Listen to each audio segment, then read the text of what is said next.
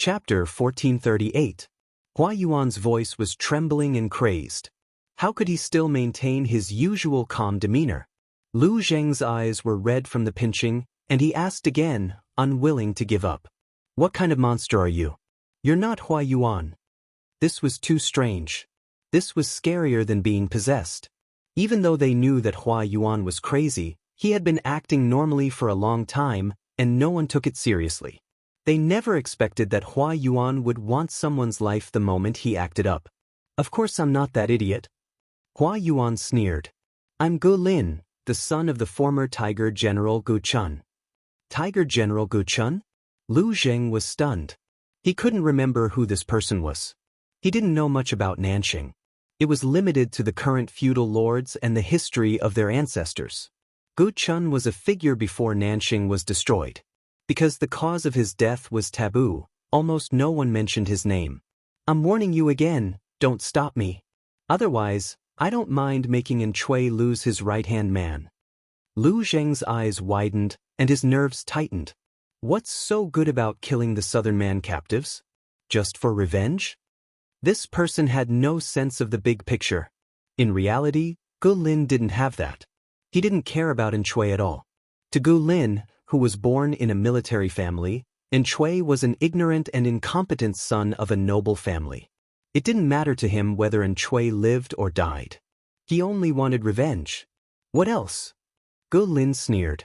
If it wasn't for revenge, why would I put up with you idiots? You have a grudge against the Southern Man?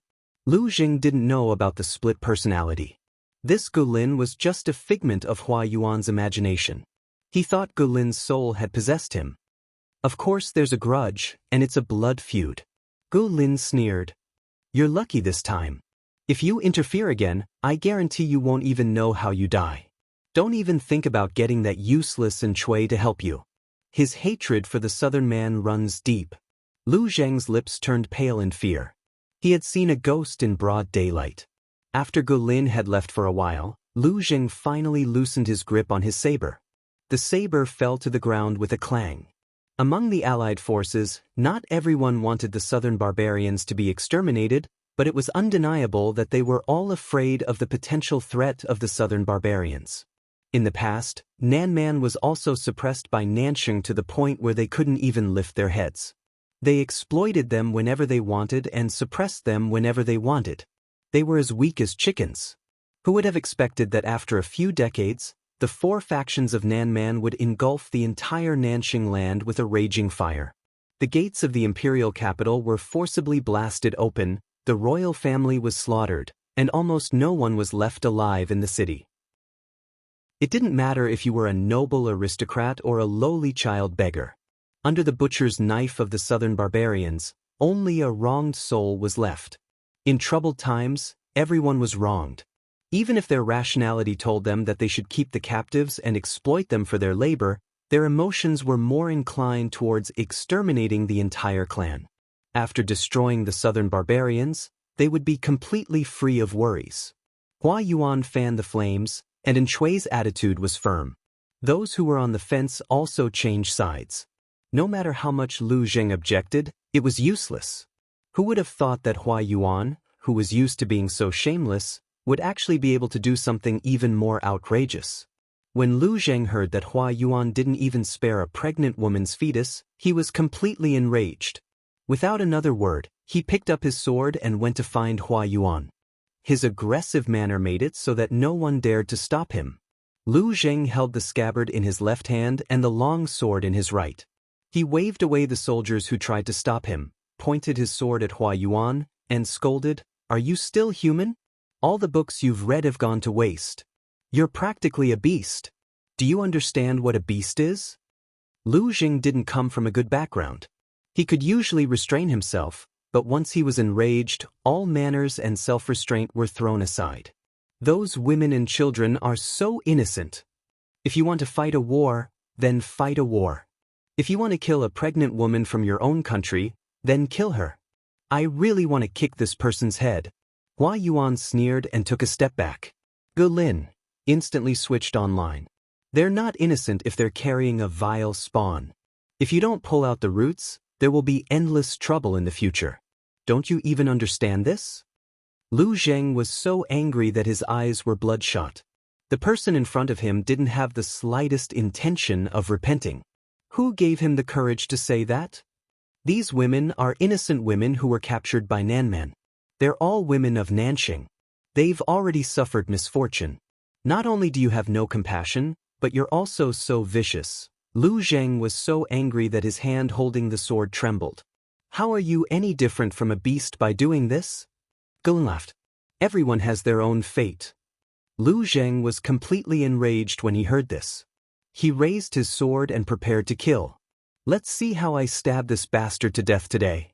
Everyone has their own fate. If that was really the case, then no one present had the right to destroy Nanman for revenge. They should accept their fate. The crowd didn't expect that Lu Zheng was determined to kill, so they couldn't react for a while. By the time they reacted, Ge Lin had already snatched the sword from Lu Zheng's hand with his excellent skills. Lu Zheng had martial arts skills, but he was no match for Ge Lin.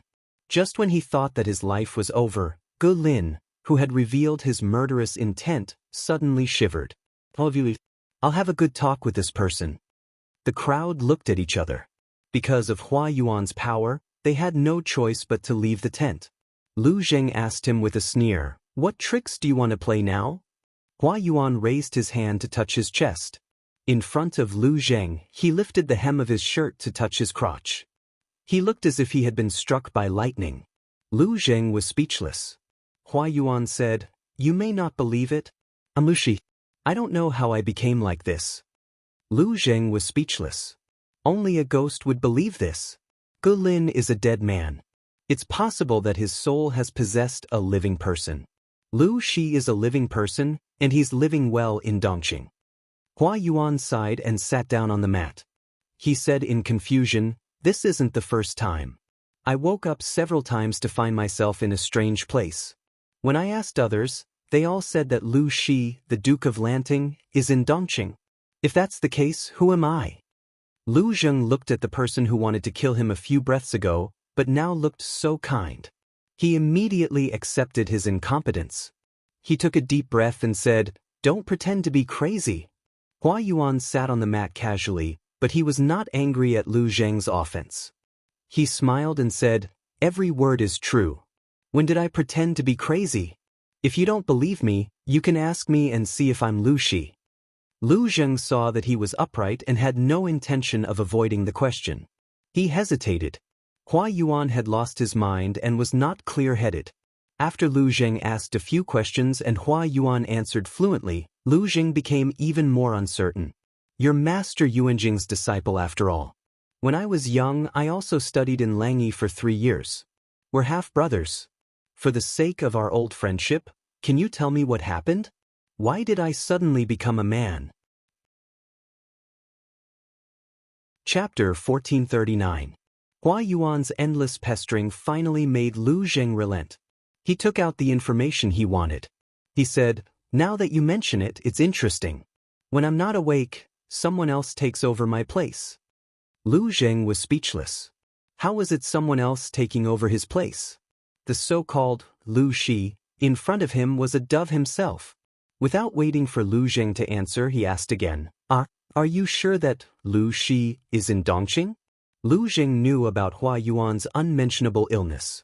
In the past, he didn't mention it because of his illness, but now he was too lazy to hide it. "I've never heard of Lu Shi's illness. Your body is called Hua Yuan. This person has the unmentionable illness of unmentionable illness." Speaking of this, Lu Zheng revealed a somewhat malicious smile. He said, "People who are unmentionable illness are crazy. It's still up for debate who you really are." Lu Shi's expression turned solemn when he heard this. Obviously, he knew what unmentionable illness meant. Lu Zheng's words indirectly denied the meaning of his existence. "How can I not be Lu Shi? I'm indeed Lu Shi. I don't know why I've become like this." His originally calm expression became stiff and unnatural for a moment. Seeing this, Lu Zheng took a small step back and put some distance between the two of them. He was afraid that Hua Yuan would act up again. Lu Shi looked dispirited, as if he was thinking about something. His eyes flickered nonstop. Lu Zheng asked him, "What tricks are you up to now?" Lu Shi's throat emitted a strange and heavy sound. He was like a trapped beast facing a desperate situation. His eyes were filled with red veins. He said word by word, "I'm Lu Shi." Lu Zheng couldn't be bothered to argue with this person. This lunatic Hua Yuan had really opened his eyes. He could put on a show in minutes without panting. "I'll never allow anyone to replace me." Every time he woke up, he was in a strange environment. He became a strange man, but others told him that Lu Shi was staying in Dongqing. How could that be possible? Someone must have secretly used sorcery to frame him. The one staying in Dongqing was the fake one. He had to find a way to regain his identity and let the world know that he was Lu Shi. Because Lu Zheng inadvertently revealed the truth, Lu Shi began to doubt himself, but his instinct to protect himself made him find a plausible excuse. Only then did his agitated emotions calm down. What Lu Zheng didn't know was that this Lu Shi, in front of him, was already imagining a big show. If he wanted to take back his identity, he had to stay awake and truly possess this body. He could not fall asleep from time to time and allow others to seize control. But how could this be achieved? Lu Shi thought for a moment, and a cruel sneer appeared on his lips. He had to think of a way to get rid of those outsiders who had taken over the nest.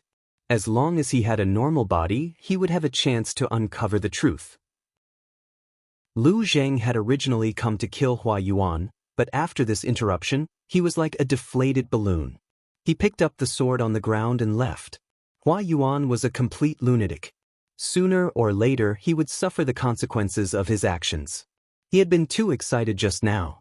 If he had really killed Hua Yuan, he would most likely have lost his life as well. Not worth it. Although the external threat of the Southman was gone, Nanxing did not become peaceful. Instead, it was filled with the aura of an impending storm. In the Alliance army, Enchanting had preserved his strength after the plague incident. Under Lu Zheng's planning and management, his strength continued to grow. On the other hand, the other feudal vassals had suffered heavy losses in the battle against the Southman. They had also lost many of their elites due to the plague. Soon, they were left far behind by Enchanting. The difference in strength between the feudal vassals was so great that Enchanting was not panicking. But those who had suffered heavy losses were on tenterhooks. After the Alliance army divided up the spoils of war, they all found excuses to bring their troops home. From Enchanting's attitude towards the Southman captives, it was obvious that he was not a good man. Hua Yuan, who was by his side, would also do anything to achieve his goals. If Enchanting suddenly turned against them, none of them would be able to escape. They would be safer back at the base camp. Yang Tao also chose to leave at this time. Before they set off, Yan Lin suddenly sighed with emotion. Enchanting is a wolf with wild ambitions. Yang Tao grabbed the reins and turned to look at Yan Lin. Will Enchanting send troops to ambush us again? He won't ambush us, but it's hard to say for the others. Yan Lin said confidently, the Alliance army destroyed the Southman. All the families contributed and lost countless soldiers. They are at their weakest right now. Enchanting's troops are well preserved. He might not let go of this opportunity. Yang Tao was confused. But if Enchanting really had such ambitions, why would he allow the families to leave with their troops? Yan Lin sighed. His friend was indeed naive. Truly naive and sweet. Don't be stupid for free. Did he even need to think about this? If Enchanting attacks now, the families will gather their forces to defend themselves. One family may be weak, but with the combined strength of several families, Enchanting will lose. Yan Lin said, if the families return with their troops, they won't be able to take care of each other. It will be easier for Enchanting to take them down one by one. This way, not only could he eat away at the family's strength, but he could also take back the spoils of war. Based on Yan Lin's understanding of Enchanting and the others, this was very likely. Yang Tao tensed up. So we have to be prepared for a sneak attack? Yan Lin shook his head and said, Enchanting will attack the families, but he won't attack us. Yang Tao was surprised. Why? Yan Lin said, don't forget, Dongqing still has Lu Shi eyeing us. If our strength is damaged, who will defend him against Lu Shi? Enchanting doesn't have a good relationship with the other feudal lords. When the plague broke out, he only warned us secretly. What does that mean? Isn't it because he's worried that our strength will be damaged and we won't be able to defend against Lu Shi's army? It's not hard to guess what he's thinking. Yang Tao was speechless. Was it really not hard to guess? Why couldn't he guess at all? Lu Shi, Yang Tao said, he's defeated all the feudal lords in Dongqing. Does he still have the energy to send troops? Yan Lin said, he has to send troops even if he doesn't have the energy. Nanxing is at a low point. If he doesn't send troops now, it will be difficult for him to do so in the future. Yang Tao was silent. Lu Shi controls Dongqing and the northern borderline. How can we defend against him? Yang Tao's family was not weak, but compared to Jiang Pingji's, it was not enough. He lacked confidence. After the incident in Nanman, Yang Tao was sometimes at a loss. A general's success was built on thousands of dead bodies. It was good to win, but what if he lost? The thousands of soldiers who followed him would become piles of white bones. The land he had painstakingly managed would be invaded by the flames of war. The people who had finally settled down would become homeless again. That scene was unbearable to watch, and Yang Tao did not want to end up like that. Yan Lin was not worried. He said, let's form an alliance to defend against the enemy. An alliance? Yang Tao's eyes were filled with these words. Chapter 1440. Yang Tao hesitated for a moment, feeling a little uncertain. Will the feudal lords of Zhongzhou be willing to get involved in this mess? He didn't know much about the situation in Zhongzhou and only knew a little. After all, Nanxing and Zhongzhou were very far apart.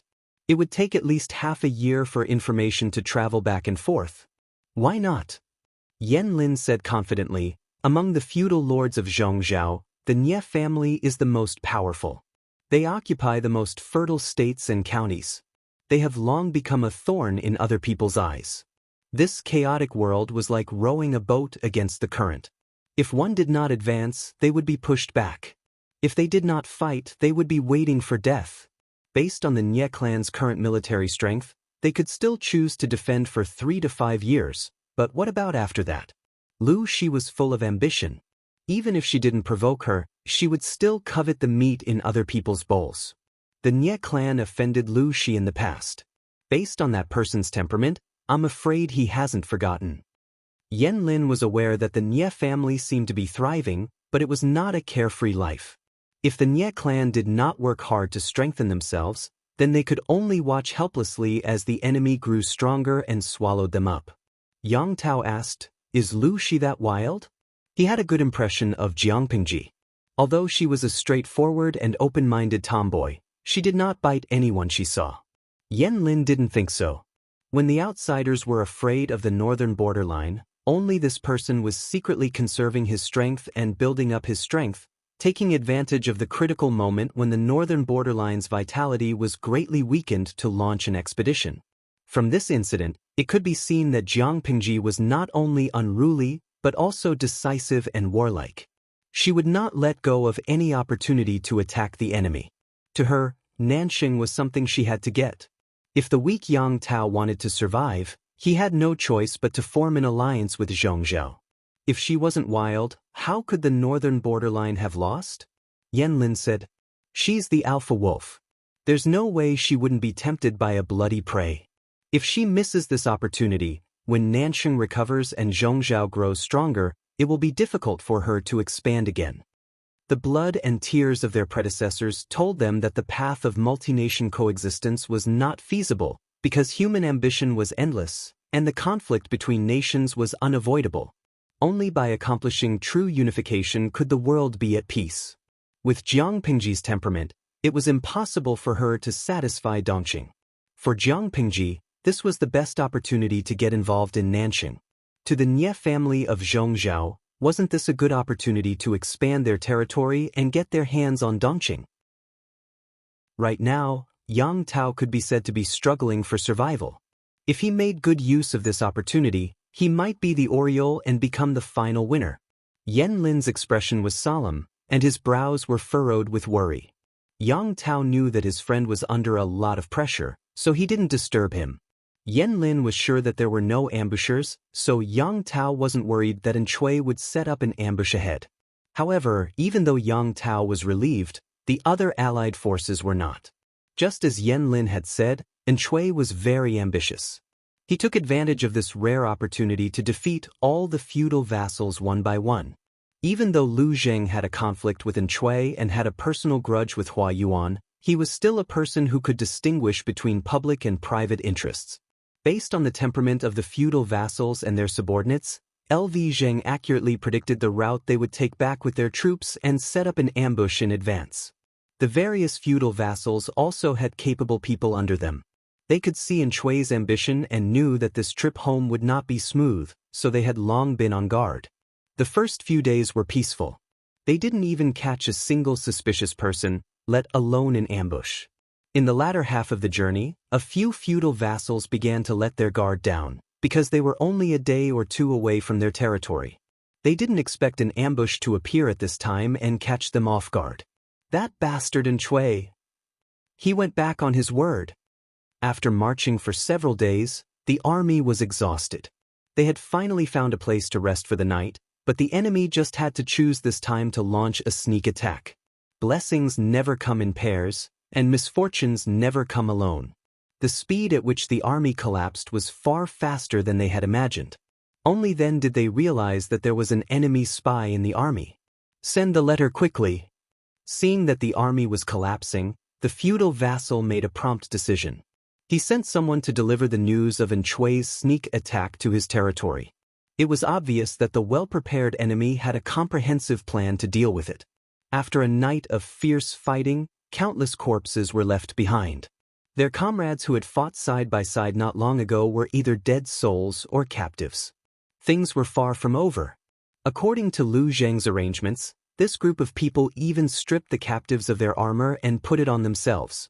Before the news reached the feudal vassals' territory, they used these clothes to disguise themselves as the soldiers of the feudal vassals, using this to trick the city gates.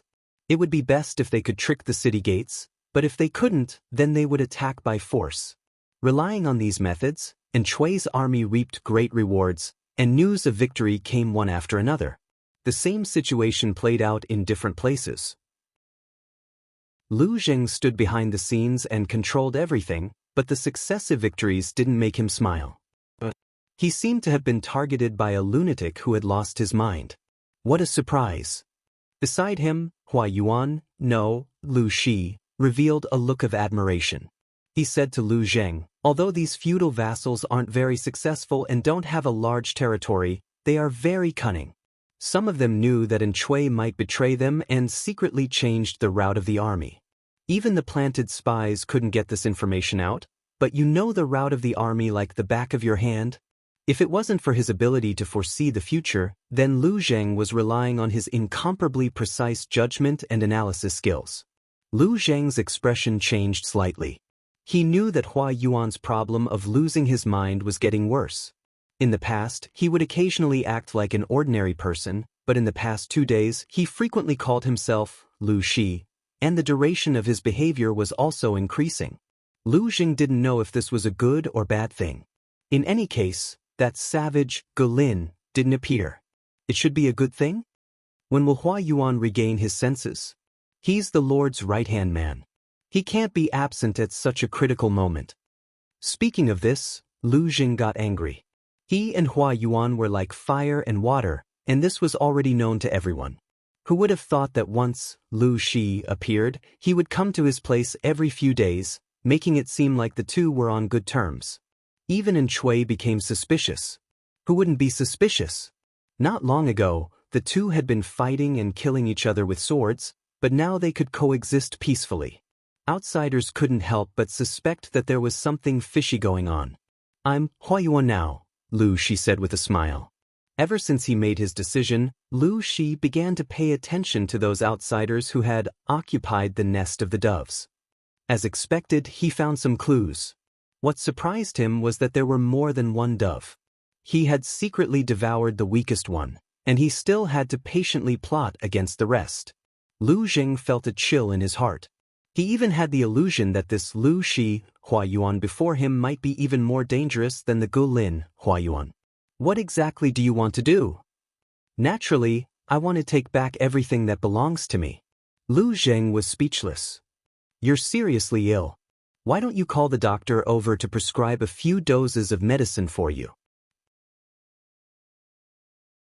Chapter 1441. Zhongzhao, Songzhou, Shiba City. Cough, cough, cough. Coughs spilled out from his throat. Nie Liang wanted to endure it, but a fishy smell surged up, causing him to feel nauseous. He covered his mouth with a handkerchief and coughed heavily. When he removed the handkerchief, the snow-white handkerchief was already stained with a glaring black-red blood. He was staring at the pool of blood in a daze when he heard footsteps coming from the corridor. Someone was approaching him from afar. Nie Liang subconsciously stuffed the handkerchief into his sleeve and lay back down. Come in. Nie Liang secretly wiped the remaining blood from the corner of his mouth. The maids waiting respectfully outside the room filed in and helped him wash up and change his clothes. After a simple breakfast, the maids brought up a dark medicinal concoction. The indescribable smell could be smelled from afar. Nie Liang was a person who was afraid of bitterness, but he knew he had to rely on this medicine to keep him alive. He had to pinch his nose and gulp it down. Zixuan has come to take the roll call? Nie Liang's complexion was not very good. His eyes were slightly sunken, and the dark circles under his eyes made him look very tired and listless. The maid said, Military Advisor Wei has been waiting outside since a quarter of an hour ago. In order not to disturb Master, he did not send anyone to inform you. Nie Liang and Wei Den not only had a master-servant relationship, but they were also close friends and had a close personal relationship. Knowing that Nie Liang's situation was not good, Wei Dan wanted to pack a bed to take care of Nie Liang. Nie Liang nodded and casually found an excuse to send the maid away. After she left, Nie Liang got up and took a lamp from the side, using the flame to burn the blood-stained handkerchief. He knew his body well.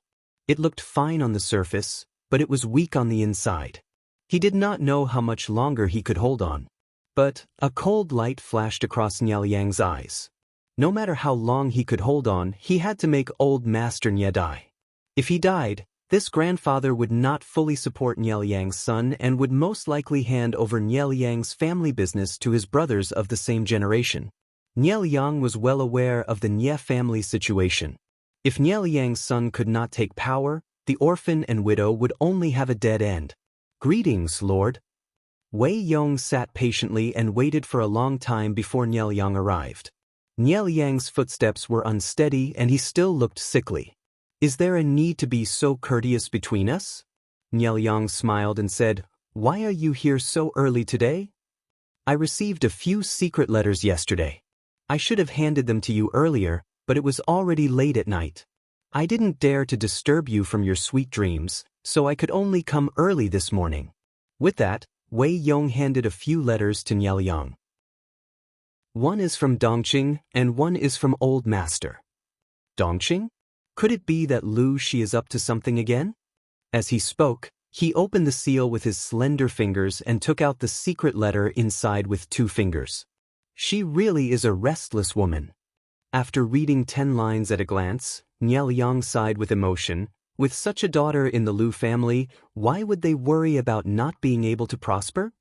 Wei Yong reminded, Lu Shi declared independence before the war with Huang Song. In other words, Lady Lu would not be able to gain any advantage from Jiangpingji. If Lu Shi's heart was on Lady Lu's side, they would not have to worry about prosperity for the next 100 years. Lu Shi is an amazing woman, but Lady Lu's chicken nest can't keep her phoenix, Nie Liang said calmly. She's used to looking for trouble. It's only been more than a year since the war with Huang Song, and she can't help but rub her palms together and make a move on Nanxing. She's not afraid of being choked. Wei Yong was surprised. Was that the content of the secret letter? If that was the case, Nanxing's alliance won? Nie Liang said, according to the informant's report, Nanxing's alliance won a Pyrrhic victory. Is there any news from Nanxing recently? Wei Yong replied, there's a new batch of news recently.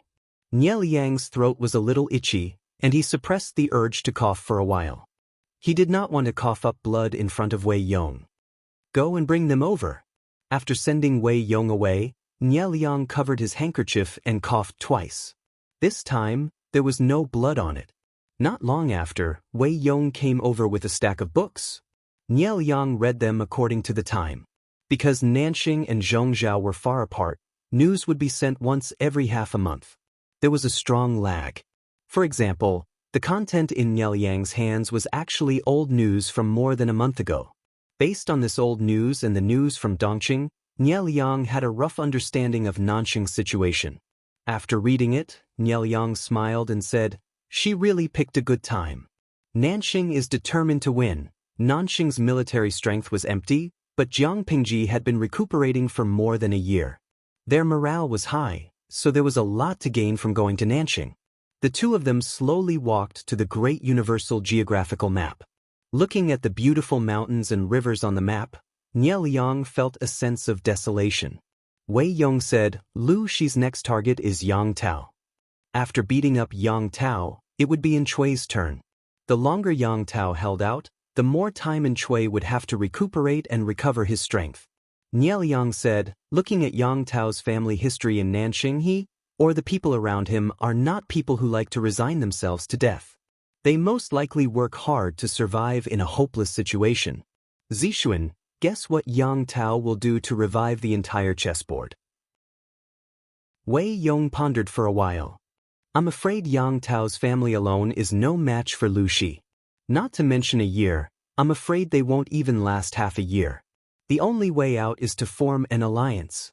Wei Yong said, Yang Tao has just finished working with Enchui. Looking at the latter's actions, he most likely won't get involved in this chaotic battle. It's possible that he'll hide behind the scenes and be the Oriole. From the looks of it, if Yang Tao wants to deal with Lu Shi, he'll most likely choose to send someone to persuade the Lord to form an alliance. After all, Jiang Pingji only had a few neighboring enemies. Nie Liang said, most likely so. Wei Yong said, if Yang Tao really sends someone over, will the Lord agree? Nie Liang sighed and said, do I still have a choice? If he allowed Lu Shi to grow, he would only be raising a mortal enemy for himself. It's better to think of a way to nip her in the bud before she fully matures. If Yang Tao sends someone over, the alliance must be agreed. Wei Yong nodded and agreed with Nie Liang's point of view. However, Wei Yong would never have guessed that Nie Liang was also making arrangements for his death. After finishing the first secret letter, Nie Liang opened the second secret letter. This was from his grandfather. There weren't many words written on the letter. It could be read in one glance. Wei Yong asked nervously, what instructions does the old master have? Nie Liang said, grandfather still doesn't agree. He says that Dalong is still too young and isn't suitable to be appointed as the successor so early. Wei Yong's face turned green when he heard this. He gritted his teeth and said, is the old master sincerely trying to make the Lord unhappy? Nie Liang lowered his eyes and said, grandfather has been awe-inspiring all his life. If he's nearing his twilight years and his grandson seizes power and makes him a mere figurehead, he definitely won't feel comfortable. The Nie family was second to none in Zhongzhou. Their heritage wasn't something that ordinary gentry families could compare to. Chapter 1442. The Nie family situation was similar to the Su families. The Su brothers, Su Bei and Su Fei, fought to the death. It was all because the grandfather favored the youngest grandson, causing the eldest grandson and the second eldest grandson. The Nie family situation was even more complicated. Old Master Nie was healthy, and the few sons he gave birth to were well fed and drunk. Not only that, but they were also passionate about producing children and contributing valuable strength to the Nie family's population. Nie Liang's father was only the old master's fifth son. Originally, he had no possibility of inheriting the family business. Who asked the old master to control the Nie family for so many years? He refused to retire at such an old age. On one hand, he suppressed his sons, and on the other, he nurtured a few promising grandchildren. Old Master Nie had always disapproved of the eldest legitimate son's inheritance. Now that he had such an attitude, his other sons were restless. People's hearts wavered, and they began to think about things they shouldn't. At first, it was just a small quarrel. Later, it escalated into a plot to murder the younger generation. As the eldest legitimate son of the fifth branch, Nie Liang was also the most outstanding and dazzling descendant of the Nie family. He received much attention from the outside world. The few uncles saw that old Master Nie often praised Nie Liang and seemed to have the intention of handing over the family business to the fifth branch. Soon they could not sit still. Nie Liang was poisoned. The poison was not strong, but over the years, the body would become weaker and weaker. If not for the trip to Dongqing's Cangzhou to deal with Jiang Pingji, Wei Ren would have asked his younger brother, Wei Si, to take his pulse. Nie Liang would have to wait for his death to find out that someone had poisoned him. The mastermind did it so covertly and even cut off all the clues. Even Nie Liang could not find the real culprit who poisoned him. However, he was sure that the culprit was definitely related to his uncles. After returning to Zhongzhou, Nie Liang purged the people around him and thought of ways to seize power. At the same time, he overtook his grandfather and took control of the Nie family. The process was naturally difficult and dangerous, but Nie Liang was very clear that if he did not do so, the Nie family would sooner or later be destroyed by his uncle's infighting. As there was too much poison in his body and Nie Liang did not meditate and recuperate, his body was deteriorating year by year. As a precaution, he planned to let his eldest son inherit the Nie family. As long as the title was established, his uncles would not dare to act rashly. However, old Master Nie still bore a grudge against Nie Liang's actions and refused to admit Nie Liang as his successor. If that was the case, once Nie Liang passed away, facing a group of uncles who were like wolves and tigers, how could a young child defend himself? Wouldn't he be eaten alive by a group of uncles and his grandfather who was old but not old at heart? If there was anything Nie Liang couldn't let go of now, it would probably be his children and the Nie clan. But the guards seemed to want to say something else. Nie Liang smiled bitterly. For the sake of the Nie family, we can't let Lu Shi take over Nanxing no matter what. He knew that he didn't have long to live. If he died, the Nie family would kill each other for power and profit. In the end, Jiang Pingji would benefit from it. If Jiang Pingji was a benevolent person, Nie Liang would not be too worried. The Nie family could still rely on their family background to stand strong even if they withdrew from the fight for hegemony.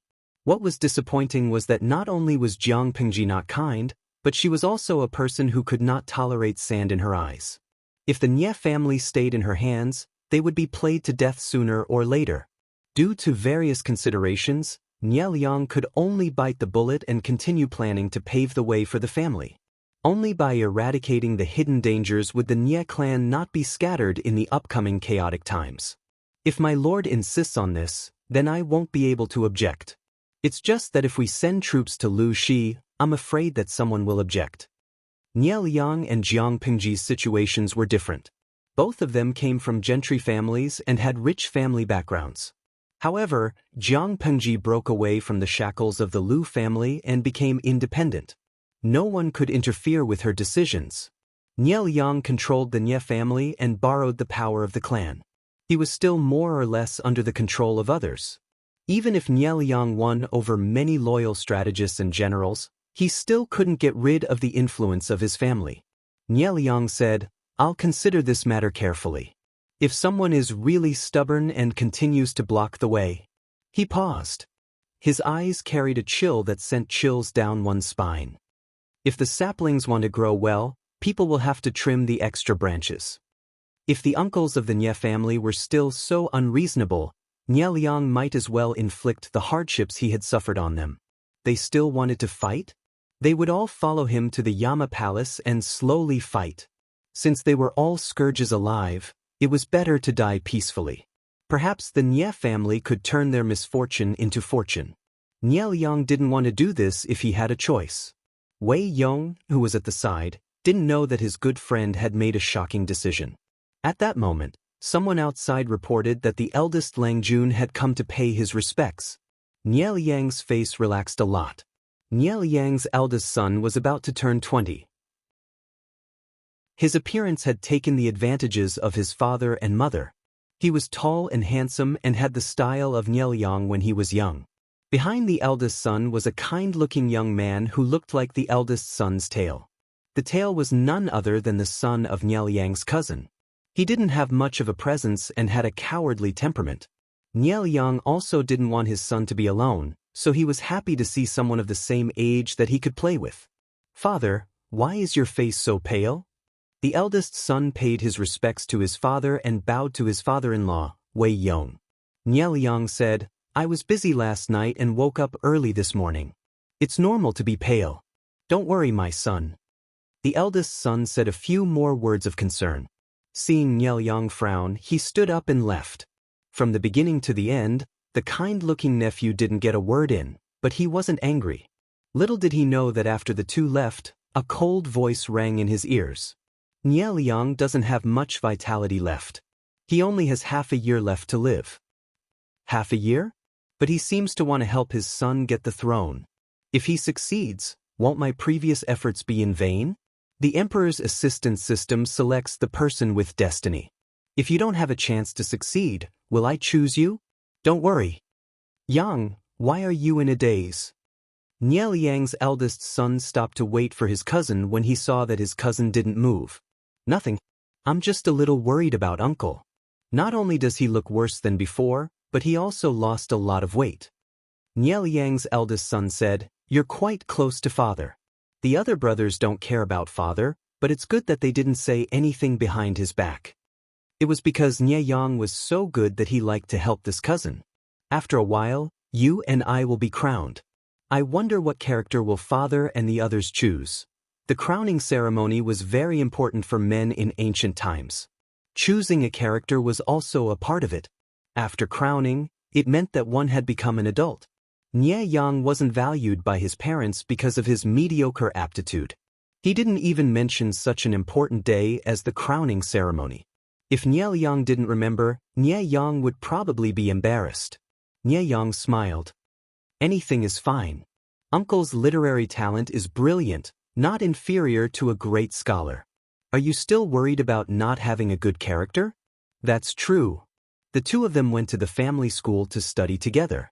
Nielyang's eldest son walked in front while Nielyang was always one step behind. Chapter 1443. Nielyang did not know who this self-proclaimed Emperor assistant system in his mind was. Was it a human or a ghost? Was it a god or a demon? But he knew that its origins were not simple. It saw through Nielyang's ambitions, and Nielyang needed its help to realize his ambitions. The two hit it off and worked well together. Nielyang wanted to stand out and control the Nie family. He wanted to use the Nie family to soar to the throne. However, this goal was too difficult. It would be difficult to achieve without the help of allies. "Can you really help me become an emperor?" Nielyang pondered the authenticity of these words. He looked gentle and generous. Others thought he was weak and easy to bully, but this thing saw through his ambitions. "It's true. The dragon energy on you is the richest in Zhongzhou. You will definitely become a hegemon in the future." Nielyang laughed. Although he was ambitious, he did not have much hope. The old master of the Nie family was not dead yet. His sons were still alive and kicking. They were all part of the reincarnation brigade. Who knew how many sons he had? Nielyang was only one of the 40 or 50 great-grandchildren. How could he stand out from so many people? Unless those who stood in his way were all dead. Those who survived could not compete with him. "You're so confident. I don't really believe you." Nielyang met the system when he was 9. He had been wary of it for the first few years. After spending time with it and it had helped Nielyang a lot, he slowly began to trust it. The two had worked together for more than 10 years. Nielyang trusted this friend more and more. As a nobody in the Nie family, Nielyang knew one thing. If he did not compete, he was destined to be stepped on and never be able to rise again. Since the system said that he had the true Dragon Emperor energy, his future was limitless. Why not fight for his future? If Nielyang wanted to rise, he first had to help the third branch of the Nie family stand out. Then, it would be much easier to deal with the others. After the system's reminder, Nielyang knew that his uncle Nielyang was a talent that could revitalize the Nie family. At the same time, he was also a stumbling block. As long as Nie Yang was in the fifth branch, the third branch's chances of winning were slim. Nie Yang said, "If Nie Yang is weak and does not have long to live, will he not be an obstacle?" The system gasped. "You want to assassinate Nie Yang?" This was his uncle. Nie Yang smiled and said, "Didn't you tell me that Nie Yang is a short-lived ghost and is destined to not live long? But I see that he is in good health, without any illness or disaster, which doesn't seem to match what you told me. I'm not taking his life right away, I'm just letting him follow his destiny." The system did it cleanly. It was 2 years after Nie Yang realized that he had been poisoned and the poison had seeped into his bones. To be honest, Nie Yang was quite afraid that Nie Yang would find out about it. At this moment, he wasn't a match for Nie Yang at all, and once he was dragged out, his life would be over. Who knew that the system's abilities were beyond imagination? Even Nie Yang couldn't find many clues. Nie Yang's plan became even bolder. In order to make everyone believe that he was gentle and harmless, Nie Yang had worn a false mask for many years, almost fooling himself. He was often bullied by his brothers, and no matter how badly he was bullied, he didn't know how to fight back, and was even used as a knife. However, at the same time of disguise, he also needed to build connections, and those hedonistic sons were the easiest to fool. For example, Nie Yang had once befriended the grandson of an elder of the Nie clan. He was an out-and-out hedonistic son of a rich family, unambitious, conceited, stupid, and easily manipulated. The thing he hated the most was that someone was better than him. What did this hedonistic son do that was out of line? Under Nie Yang's instigation, he purposely caused trouble for a young scholar at a gathering. That young scholar didn't have any background, but he was extremely talented and didn't know how to hide his talent, boasting of his intelligence. In the end, he angered the hedonistic son, and because of his words, the hedonistic son took revenge and broke his leg. Not only that, the hedonistic son didn't let it go, and colluded with the magistrate's office to frame the young scholar with a groundless crime, and he was sent to the border for 2 years. In the end, the scholar's body was weak and couldn't take it, and he died of a cold halfway through. The young scholar died, and it was said that the scholar's mother and wife died of illness not long after, leaving only an old man and a child. He was a cold and heartless person, and Nie Yang didn't pay attention to where the grandfather and grandson went. He only vaguely remembered that the young scholar's surname was Sun, and his name was Lai. So what if he was talented? If he wanted to fly before his wings were strong, sooner or later, he would be broken and fall to his death. Over the years, the Emperor's assistant system taught Nie Yang a lot of tricks, and Nie Yang also used the system to do many small tricks.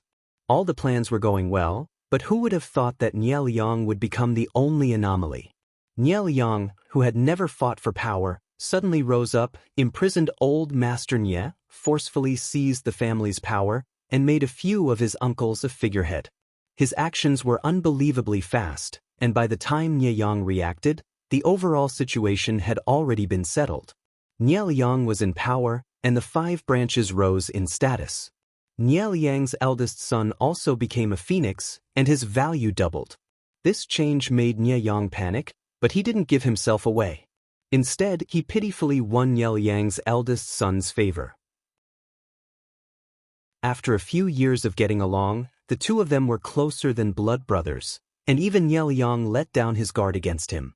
Just a little more. Nie Yang leaned against the pavilion, and Nie Yang's eldest son was bathed in the sunlight, holding a book and memorizing it.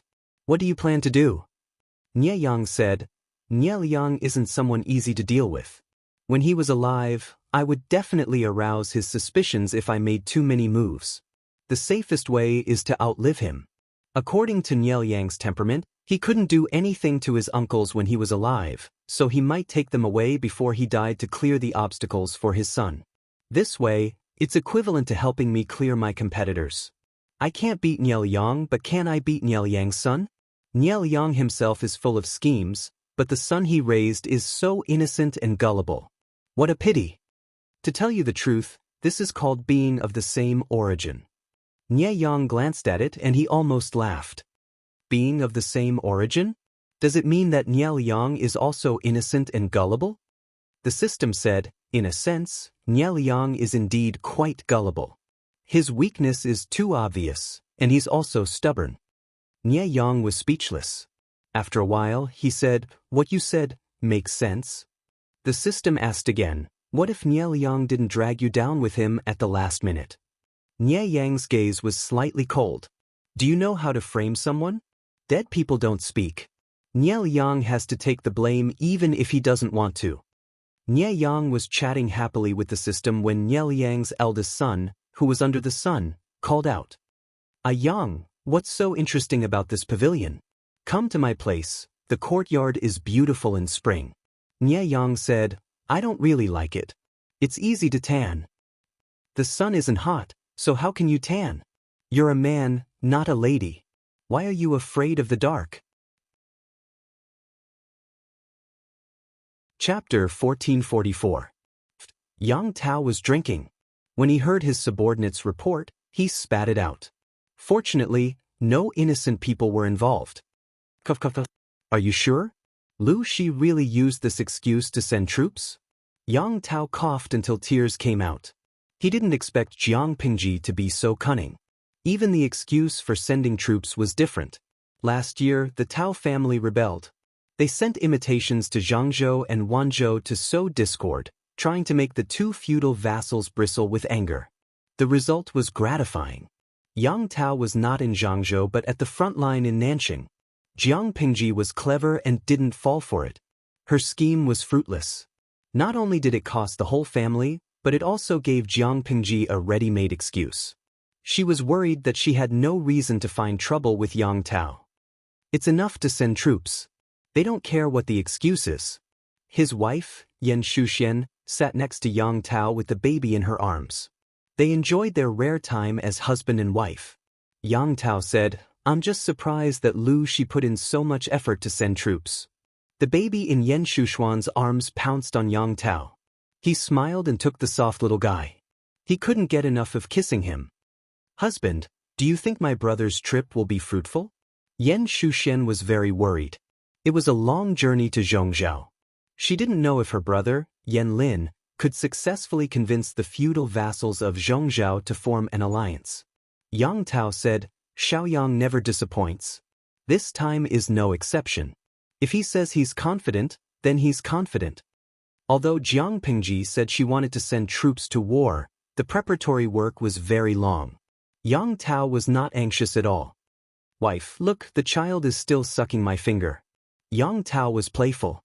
Seeing the child holding his finger and sending it to his mouth, he smiled and didn't move it away. Instead, he looked at the baby with relish. Yan Shuxuan's mouth twitched. She didn't expect her husband to be so childish. She quickly slapped his hand away. "You're sweaty and stinky. Aren't you afraid that the child will eat something bad?" Yang Tao laughed. "The child doesn't dislike it. He seems to like it. He'll definitely be a great general in the future. Your brain is full of fighting and killing." Yan Shuxian said in a light tone, "I don't like it." Yang Tao had lost his external brain, but he still had to do his work. At most, his efficiency would be lower. Yan Lin knew that in his absence, no one could control the Lord.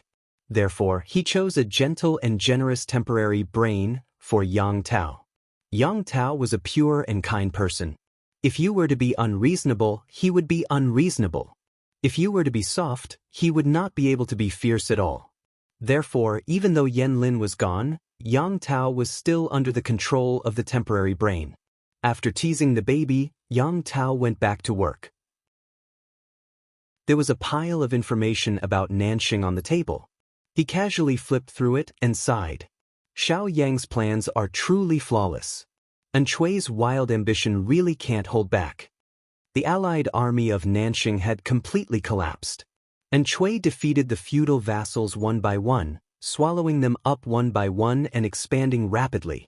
Everyone in Yang Tao's tent panicked when they saw this. This was a good opportunity. Why didn't the Lord jump out and snatch a piece of the pie from Enchui? Enchui is ambitious. If he doesn't have Lu Zheng by his side to assist him, I'm afraid he won't be able to achieve anything great. Yang Tao muttered, "It's a pity that Lu Zheng is casting pearls before swine. This Enchui isn't a wise ruler. He can only share the hardships but not the joys. And Chui had hurt Lu Zheng's heart time and time again. The conflict was getting deeper and deeper. If it exploded one day, Lu Zheng would be devastated. The temporary brain said, everyone has their own fate. Yang Tao said, I don't believe in fate. On the other side, because the information was outdated, when Jiang Pingji found out that Yan Lin had secretly gone to Zhongzhou, she wasn't in a hurry to stop him. You want to fight 2 against 1 again? Jiang Pingji said, how long has Zhongzhou been resting? Wei Xi laughed. The Nie family of Zhongzhou are not of one mind. It's not impossible for the Lord to fight 1 against 2. Jiang Pingji frowned. She said, if Zhongzhou gets involved, we have an abundance of troops, but our rations will be very tight. It's better to end the battle quickly. If we are delayed, the situation will be bad. At the end of the day, fighting a war is a job of burning food. Wei Xi said, why not wait for the autumn harvest? Zhong Guang has made great progress in his research on fertilizers. They will be used for this year's spring plowing. Jiang Pingji said, yes, I know. Before they could say much, Jiang Pingji received a booklet. It was signed by Sun Wen. Zai Dao. Jiang Pingji was puzzled. Ever since Sun Wen entered her camp, apart from the battle at the northern borderline, he had been rooted in the governance and construction of the northern borderline. He usually kept a low profile. He was obsessed with Sun Wen. Other than his grandson Lan Lan and his work, he didn't care about anything else. Suddenly receiving a booklet at this time meant that there was something urgent. Wei Xi said, maybe he has a request. Jiang Pingji opened the booklet and asked, what request? After reading the booklet, she knew what Sun Wen was asking for. He wanted to apply for a job transfer. He's doing well in the northern borderline. Why does he suddenly want to apply for a transfer? Jiang Pingji was surprised. Wei Xi said, Zai Dao should be for the Nie family of Zhongzhou. If he hears that the Nie family wants to participate in the war, he won't be able to sit still. For Sun Wen, the Nie family was the culprit who caused his family to be ruined and killed. He had to bury his children before him. Jiang Pingji understood and said with a smile, then agree to it. It's time to let Zai Dao have a peace of mind. When she was done with the matters at hand, the sky outside was already dark. Jiang Pingji turned off the streaming room on time and asked Wei Xi to accompany her for her meal. I don't think I asked you about Zai Dao's past? Wei Xi said, my lord, you really didn't ask. Jiang Pingji asked, did he have a grudge with the Nie family in the past? Wei Xi's expression changed instantly. He was at a loss for words. No, Zai Dao was an important member of the Nie family and was highly regarded. I don't know what went wrong in this life, but the Nie family actually hurt Zai Dao's only son. Not only did they break his leg, but they also caused him to die on the way to exile. This also caused a series of chain reactions. Sun Wen's wife passed away due to grief, and his daughter-in-law also passed away. Only the grandfather and grandson were left in the family. If Sun Wen hadn't fled to Dongqing with his grandson, Jiang Pingji wouldn't have been able to find him. This is called the butterfly effect, Jiang Pingji said. Maybe our appearance changed his fate. Wei Xi couldn't be sure. Anyway, it wasn't a bad thing for his lord. Sun Wen received permission. After completing the handover work, he immediately rushed to Xiangyang district in Wanzhou. Sun Lan saw his grandfather at home after school. He suddenly thought he was dreaming. As usual, he flew into his grandfather's arms. Unexpectedly, his grandfather, who was usually amiable, had a solemn look on his face. Grandfather? Sun Lan looked puzzled. He took the initiative to hold his grandfather's hand and found that his fingers were trembling. Lan Lan. Sun Wen said, do you miss grandmother, father, and mother? Sun Lan hung his head and said, I do, but I can't, because grandfather will be even more upset. Sun Wen said, soon, grandfather will personally behead the enemy who killed them. He will peel off the skin and light the sky lantern with daylily. Chapter 1445. Peeling daylily? Lighting the sky lantern? Sun Wen's voice was not loud, but the murderous intent in his words pierced through the eardrums. Sun Lan could not help but tremble. Grandpa. He revealed a somewhat fearful expression. He was too unfamiliar with this sinister and sharp grandfather. Sun Wen restrained his aura and sighed softly as he stroked his grandson's long hair. This child had not yet reached adulthood. He could not be at ease. Sun Lan said nervously, "Grandpa, didn't you say that the enemy is from the Nye family?" "The Nye family?" "Grandpa, don't mess around. You're my only relative." Grandpa and grandson had depended on each other for so many years. Compared to revenge, Sun Lan hoped that his grandfather could live to a ripe old age. This was more important than anything else. "Lan Lan, you're not a child anymore. You're a young man now." Sun Wen said earnestly, "If there weren't any major changes in the family, your father and mother would have found a wife for you and arranged a marriage. When the wife reaches marriageable age, you'll be crowned an adult." Sun Lan blushed. He really did not think that much. "Grandpa knows that you're kind. If possible, what's wrong with being simple? But birth, old age, sickness, and death, no matter if you're a noble or a commoner, no one can escape this ending. Grandpa doesn't know how long these old bones of mine can accompany you and help you. When Grandpa is gone, what will happen to Grandpa's Lan Lan? You have to know what kind of world this is. It's a chaotic world now. The feudal lords are fighting with each other, and the common people are ants. It's true that the Lord is powerful, but the world is unpredictable. Who can predict what the future will be like? How can Grandpa be at ease?" "Grandpa, don't say that. You'll definitely live to a ripe old age." Sun Lan said with a smile, "I won't let you down."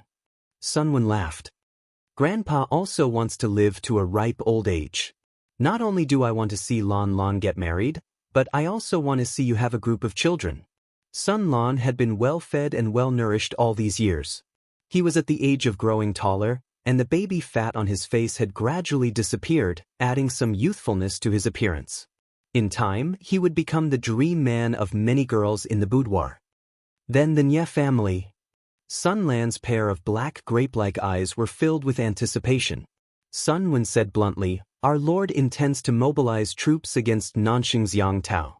Yang Tao has sent people to seek an alliance with Zhongzhao's Nye family. Grandfather has rested long enough in the northern state these past few years. Even his bones have gotten lazy. It's time for him to come out and stretch his muscles, lest others look down on him." Sun Lan said, "Who dares to look down on Grandpa? Besides, it's so hard to go to war and Grandpa is getting old. Just the long march alone was torturous enough for an old man who was approaching his 50s to follow the army." Sun Lan could be considered as the first batch of students of the Golden Scale Academy. Currently, the content of her studies was getting more and more difficult and more practical. The teachers of the academy often offered military and political courses. Military cases from ancient times to the present were picked out one by one and used as teaching materials to discuss and learn with the students. Sun Lan studied very hard, and her grades were basically in the top 10. Occasionally, Sun Wen would talk to him about the situation in the outside world. He understood what he meant and had his own thoughts. There will definitely be a battle between the Nye family and the Lord. Grandfather won't be able to sit still when his enemies come knocking on his door. The old man was old, but he was not so old that he could not move. The reason why I volunteered to be transferred back was not only to avenge your grandmother and parents, but also for you." Sun Lan said dejectedly, "Grandfather dotes on me and always plans for me, but I also hope that Grandfather can." Sun Wen felt that he did not make himself clear enough and explained, "Grandfather sees that you are close to the eldest daughter of Qiguan Wenjing. Qiguan Rang is the Lord's confidant, and you lost your pride when you were young, so your status is much lower than his. Since ancient times, marriage is about matching families. If Grandfather doesn't fight for you, do you want to rely on yourself? When you work hard to climb up, Qiguan Jingwei's daughter can even call you uncle." Sun Lan's face turned red, as if he had applied a thick layer of rouge. Sun Wen looked at him and said with a smile, "Tell Grandfather honestly, do you like Qiguan Wenjing's daughter?" Sun Lan was extremely shy, and he timidly moved closer to his grandfather's ear and whispered, I like her. She's very pretty, and she's a good person." Sun Wen took the opportunity to say, If you like her, not only will grandfather have to work hard for you, but you have to work hard too. Sun Lan said innocently, isn't it all about fate? There was a saying in the books that a marriage of 1,000 miles was linked by a single thread. Wouldn't they be able to tie the knot if they liked each other? The corner of Sun Wen's mouth twitched. His grandson was more innocent than he thought. Fate? Even if your fate with Qiguan Jingwei is as thick as your thigh, do you believe that Qiguan Rang will take a knife and chop your fate into pieces if you are not worthy of her? Which father would be willing to hand over his beautiful daughter to a son-in-law who is inferior in every aspect? Qiguan Rang did not easily offend people, but when it came to his daughter's marriage, this person was as difficult to deal with as a hedgehog.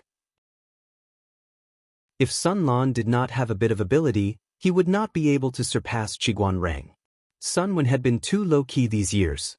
Even though he had made great achievements in governing Bay State, northern borderline, his sense of existence was not as good as a few young people who were active in the front lines. He had tried to sound out Qiguan Rang, but the other party did not say anything and only responded with a cold snort. Sun Wen had an idea. Sun Lan tugged at his sleeves and said pitifully, I'm not that bad. Sun Wen said, of course I'm not bad, but I'm still far from Qiguan Wenjing's standards. He won't give in so easily. If they got married in the future and Sun Lan still had such a soft temperament, it would be strange if Qiguan Rang would treat him well. If Sun Lan did not fancy Qiguan Jingwei, Sun Wen would not have worked so hard. If he worked harder now, he would be less difficult when he proposed to Qiguan Rang in the future. Sun Lan was speechless.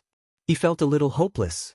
After a while, Sun Wen asked him, Lan, do you want to follow Grandpa and train with the army? Military life was the best way to hone people. He did not expect Sun Lan's temperament to change drastically, but at least he could be more resolute. Sun Lan pointed at herself in surprise. Can I do it? He was still a student of the Golden Scale Academy. Would the headmaster let him go? Sun Wen said, it's naturally possible for grandfather to beg the Lord. But when we get to the army camp, Grandpa won't be able to take care of you at all times. The army camp is not like home. You have to be mentally prepared for whatever difficulties you might encounter and suffer. Don't complain about being tired. Sun Lan shook his head and said, I'm not afraid of suffering. After the conversation between grandfather and grandson, Sun Lan could not sleep that night. The next day, he went to the academy and could not help but tell Qiguan Jinghui everything. Of course, he did not say that he liked her or that Grandpa wanted her to be the Sun family's granddaughter-in-law. He only said that he was going to follow the army for the sake of training. Qiguan Jinghui said, why do you suddenly want to go to the army camp? Sun Lan said embarrassedly, maybe Grandpa thinks that I'm too soft and can't stand up. It's good to go to the army camp and see the world. Qiguan Jinghui asked him, what about the academy's curriculum? Chapter 1446. Qiguan Jinghui said, marching to war is not child's play.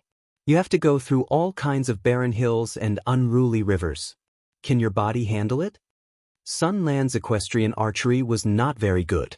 His level was below average and his physique was also weak. Marching to war could really kill people.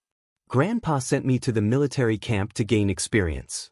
Most of the time, I will be a clerk and help out. He won't let me carry a sword to the battlefield to kill the enemy. It's not that dangerous. Sun Lan smiled shyly. There is still a long time before the war. I will find a martial arts master to learn more. Qiguan Jinghui smiled. There is no need to be so troublesome. I can practice with you. The Golden Scale Academy was divided into male and female classes. The morning classes were the same, but the afternoon classes were different.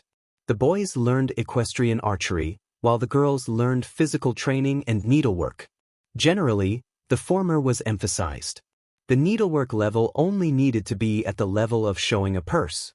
As for physical training, many people's understanding was superficial. They all thought that it was a dance that was mainly for watching and training. Sun Lan was no exception. In the end, Sun Lan's sword was knocked out of his hand for the 10th time. The pain made his eyes red. Qiguan Jingwei's sword was not only powerful, flexible, and fast. Before he could blink, the sword was already close.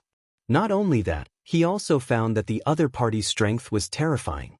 It completely subverted his inherent impression of a little girl. But Jingwei looked so delicate and small, maybe Grandpa was right. Very painful? Look at you, your eyes are already watering.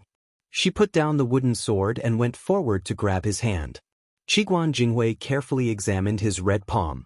She felt a little guilty. She practiced too much with her classmates and the female soldiers and martial arts masters. She forgot to be careful. Sun Lan shyly withdrew his hand and unnaturally covered the area between his thumb and index finger with his sleeve. The skin that was touched by her was hot. No, I didn't sleep well last night. I'm a little sleepy now. It's not that I want to cry because of the pain. Okay, I'll believe you. Qiguan Jinghui did not suspect anything. Coincidentally, a maid brought dinner to the two of them. Mother and two younger sisters, have you eaten? Before eating, she casually asked her mother and younger sister. The ancients did not have safe contraceptives. Qiguan Rang and his wife loved children. Qiguan Jinghui gave birth to two more girls. Currently, there was still one in her stomach. Qiguan Jinghui hoped that it would be a younger brother. This was because she had overheard the maid say that her father was middle-aged and did not have a male heir. Madame did not allow Rujuan to marry into her family, so he was under a lot of pressure. Growing up in this family, Qiguan Jinghui didn't feel the importance of having a male heir. When she learned about the customs of the outside world, she wasn't so sure.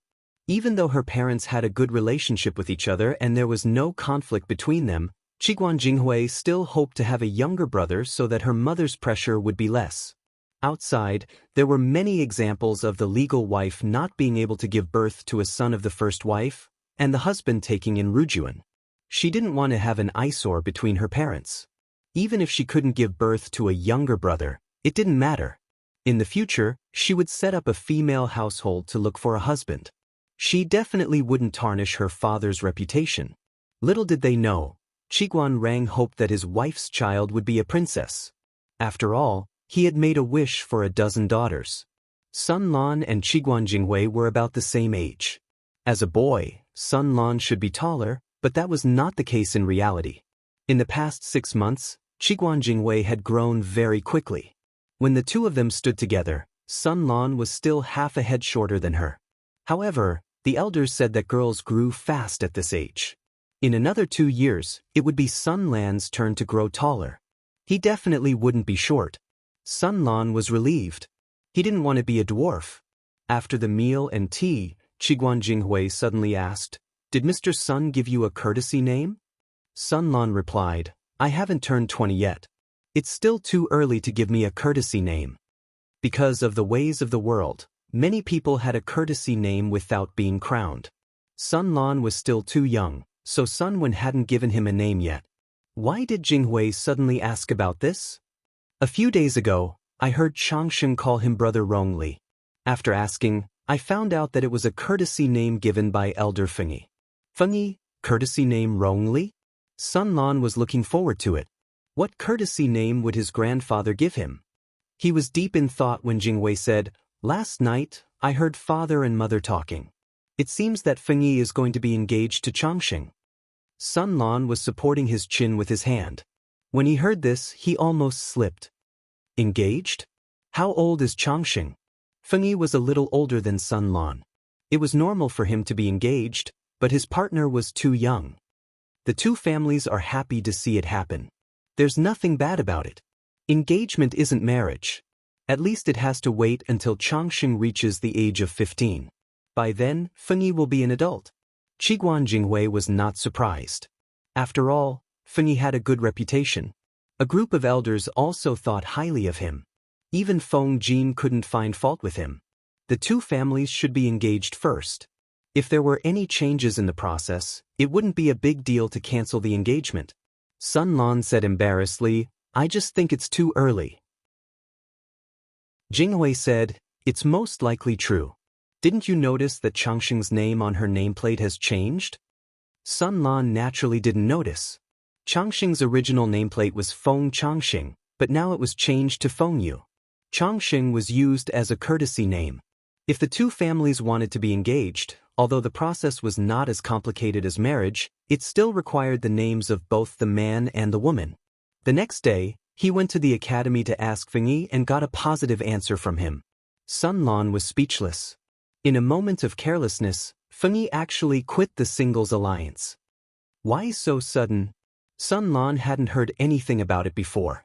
Even though there were signs, Feng Jin had never relented. Feng Yi said, Changxing stayed at the Feng family for a while at the beginning of the year. You know that people often visit their relatives and friends at the beginning of the year. The Feng family is also a big family, so naturally, someone has their eyes on Changxing. It's said that he's the grandson of an elder who married out. He's of noble birth and has frequent contacts with the Feng family. Because the elders of the two families had a complicated relationship, Feng Jin couldn't reject them outright, so he could only ask for help. In the end, Feng Yi got a bargain. Feng Jin and Feng Zhen already had a verbal agreement. Now that they were engaged, it was just a written agreement. In the afternoon, Feng Yi found out that Sun Lan might be going with the army for training. He looked thoughtful. As soon as he got home, Feng Yi told his father about his plan. Feng Zhen said, You want to go to the battlefield when you're not even fully grown?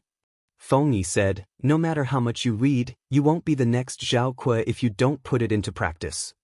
Why do you suddenly have this idea? You've been provoked by Sun Wen's grandson, so you insist on competing? Did he really think that it was so easy to survive in the army? Feng Yi's eyes were calm, but Feng Zhen felt that his son was rolling his eyes in his heart. Sun Lan has Sun Lan's strong points. I have no intention of competing with her. Feng Yi just felt that what he learned in the academy was enough for now. As to how to use it flexibly, he still needed to put it into practice. What was written in the books and reality were always different. Chapter 1447. Although Feng Yi was still many years old, he had always been calm and considerate. He was the most reassuring. Since he took the initiative to ask Feng Zhen to enter the military camp to gain experience, he had naturally thought it through. His stepmother, Wan Xiu, did not agree. Not only did she not support him, but she also glared at her husband. Listen to what this person is saying? Life and death are fated, don't blame others? Feng Yi was the only child of the old Feng family. Feng Zhen's body was weak and it was difficult for him to have children. If something happened to him, how could he answer to his ancestors? This father was really cruel. He was willing to throw his 12 or 13-year-old son into the army. Wasn't he afraid that Feng Yi would never return? Feng Yi naturally understood Wan Xiu's good intentions. But, father, you are weak. Because of this, I have to shoulder the heavy responsibility of revitalizing the family. Wan Xiu sighed softly. Even so, Rongli, you are still too young. Even those big and burly men can't stand fighting in the army, let alone you. If you really want to gain experience, why don't you wait a year or two, when you are a little older? Feng Yi pursed his lips and did not speak. He only shook his head and firmly rejected his stepmother's suggestion. Seeing this, Wan Xiu could only give up. Out of the corner of her eye, she caught a glimpse of her husband Feng Zhen's half-smiling face. Instantly, she was furious. She secretly reached out and pinched the flesh around his waist. It hurt so much that the smile on Feng Zhen's face cracked. Seeing his reaction, Wan Xiu's anger subsided a little. Feng Yi's matter quickly reached the ears of his future father-in-law, Feng Jin. The latter snorted and did not comment. He did not react, but Changxing, who was sitting at the side doing her homework, could not sit still. Feng Jin said, Is there an embroidery needle under the mat? Sit properly, don't fall all over the place. Changxing put down her brush and stared at her father. She asked, Father, did you say that brother Rongli is going to the military camp? Our little Changxing feels bad? Changxing said, No. I just heard the maid mention that the battlefield is very dangerous. Brother Rongli looks thin and small. Feng Jin could not help but chide his daughter with a smile. Father's silly daughter. If the eldest son of the Feng family does not go and gain experience, what right does he have to marry my precious daughter? Feng Jin was happy to see this happen. How could a young man grow into a reliable man if he didn't go through real-life experiences? He would rather raise his daughter for the rest of her life than hand her over to an unreliable man who would harm her for the rest of her life. Swords and sabers have no eyes on the battlefield, but he's not going into battle. He's just studying in the camp, so there's not much danger. Feng Jin decided to let Feng Yi and Changxing get engaged because he saw that the lad had a promising future and a reliable character. He was worth entrusting his daughter to. Otherwise, with the foundation and status of the Feng family, what else could Feng Yi have that was worthy of his attention? Feng Jin didn't care about his colleague's social status, but it was different for his son-in-law. If it wasn't for the Lord, Feng Yi's background wouldn't have made it onto Feng Jin's list of candidates. Marriage was not just about two children falling in love with each other. The background and upbringing of the two families had to be taken into consideration as well. Feng Yi could barely be considered to have been born into a landowning family, but his family had long been in decline. By Feng Zhen's generation, there were only a few family assets left and not many connections. If it weren't for the chaos of the world, Feng Zhen's line of descent would most likely be in dire straits. How would they have the right to become in-laws with the noble Feng family? Feng Zhen was highly valued by the Lord, so his future would not be too bad. Feng Yi had been steady and intelligent since she was young. She could barely be considered a child that everyone had watched grow up. Feng Jin was well aware of this child's character. Feng Jin reluctantly approved of Feng Yi after all these conditions were added together. Feng Yi took the initiative to ask for experience, so he had a higher opinion of him. Feng Jin said earnestly, "You're still young, so you don't understand these things. When you do, you'll understand my painstaking efforts." Changxing nodded and said, "Yes, but father, can I?" Feng Jin smiled bitterly and said, "You haven't grown up yet, so I can't keep you. Go, remember to come back early to do your homework." Changxing brought two maids to visit Feng Yi's house. When Feng Jin saw this, his heart felt suffocated. "Madam." Feng Jin felt a little suffocated, and he didn't let go of his wife's hand. Give birth to a boy this time, don't want a daughter." Feng Jin squeezed out two words after a while, "My heart aches." His daughter was so cute and likable, why did she have to marry someone else? Feng Jin said, "It hurts as if someone has gouged out my heart." Wei Jingxian couldn't help but laugh. She didn't expect her husband to be so childish. It didn't take long for Jiang Pingji to hear that Feng Jin and Feng Zhen had become in-laws, and the children of both families were engaged. She held her pen in a daze for a long time, then said after a while, "Children nowadays are really amazing. This is definitely puppy love among puppy love." She was dealt a blow, and the salted fish in the streaming room wasn't any better. Tudu Feichio. If I remember correctly, Feng Jin's Changxing was delivered by the streamer, and they're engaged in the blink of an eye. Yao Yingyun, Changxing, who just entered the first grade of primary school, and Feng Yi, who just entered the first grade of junior high school, are engaged? Don't the university students and the working people feel heartache? Why are you watching the streaming? Do you have a boyfriend? Have you found a girlfriend? You're a dog that weighs more than 100 pounds. How can you still be single? This streaming room is too unfriendly to single dogs, so smile and say goodbye. Emma Yokwai, my heart hurts, old friend. Even primary school and junior high school students are in love. How can single dogs like us, who have been watching the streaming room all year round, survive? Jiang Pingji also felt heartache. She sighed and said, "Zixiao, aren't you worried?" Wei Ci looked up at her from a pile of documents, blinking in confusion. Worried about what? About the expedition against Yang Tao? Jiang Pingji rested her chin on her hand and said, "Aren't you worried that our children will be the same age as Feng Yi's children?" Wei Ci said calmly, "If Feng Yi didn't drown and die young in the previous life, Feng Yi would be 18 when Feng Yi was born. In other words, Feng Yi's children would really be the same age as Jiang Yan." Jiang Pingji said, "It's a pity that Feng Yi died in the previous life." Wei Ci said, Zisher's Hanshi powder acted up, and Feng Yi hurriedly found a servant to call for a doctor, but he accidentally stepped on the moss on the stone steps and slipped into the pond. Even though the servant saved him in time, Feng Yi's body was weak, and he fell seriously ill after falling into the water, and he died within a few days. Zisher brooded over this for most of his life, and in the end, it was better to have Feng Yu. According to Zisher, Feng Yu's appearance is 50% similar to Feng Yi's. At this point, Wei Ci paused and recalled Feng Yu's appearance in the previous life. He said again, their appearance should be quite similar, but Feng Yi is dignified and serious, while Feng Yu is warm and gentle and smiles whenever he meets people. Each has his own charm. Jiang Pingji was curious about her future son-in-law. After inquiring about it in detail, Jiang Pingji couldn't help but sigh.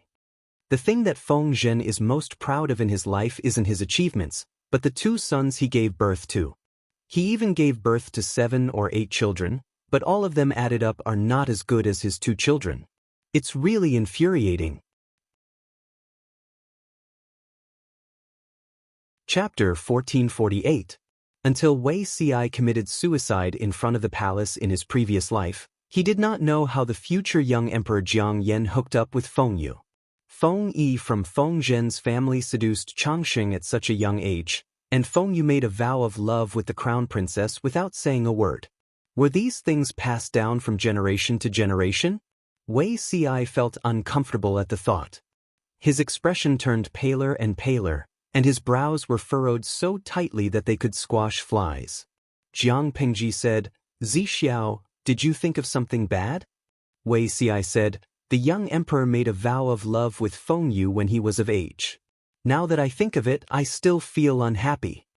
However, Wei Ci's identity meant that he could not use his father's identity to make things difficult for Feng Yu. He could not even overreact. The emperor also turned a blind eye to their private relationship. Wei Ci was worried that the young emperor would be hurt, so he had insomnia. Does your highness know what the outcome would be if you chose Feng Yu? With Feng Yu's looks, he will definitely be an important official in the court in the future. How could he? He made a promise without permission when he was young. What if he regrets in the future? At this point, Wei Ci could not continue because he thought of himself. Jiang Yan did not even frown as she marked the memorials. Grand Tutor, you think too much. I am the future ruler of the world. Do I have to be restrained by a man? It is enough that both parties are in love. What else does Feng Yu want? One day, if he really has a change of heart, I will secretly grant him a death sentence.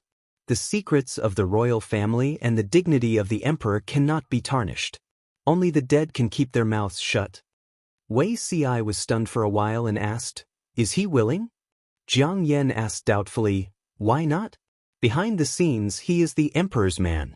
In front of others, he is the second son of the Feng family. He is an important official who holds great power in the court and is deeply favored by the emperor. There are gains and losses. He has to give up some things to get everything. For example, the inheritance of the clan, a normal marriage. If not, I will give him a male heir in the future and secretly bring him back to inherit the clan. The court today cannot tolerate so much willfulness. Perhaps it was because she grew up in such an environment. Jiang Yan accepted it without any resistance. She was the uncrowned young empress, so the country, the imperial court, and the people were her main focus. Romantic relationships were not as important. Jiang Yan knew that this would be a grievance for Feng Yu, but as she said, she did not lose anything other than a proper title and marriage. Wei Ci asked her, Feng Yu agreed too? Jiang Yan said, he took the initiative to mention it to me. I feel that this person is very tactful and has been my study companion since I was young. It's good to know him well. Since he was going to have children anyway, why not find someone who was pleasing to the eye, tactful and helpful? At the very least, I don't need to get to know him. Wei Ci sighed. Compared to his father, Feng Yu's ability to read people's minds is superior to his father's. She had seen through Jiang Yan's thoughts.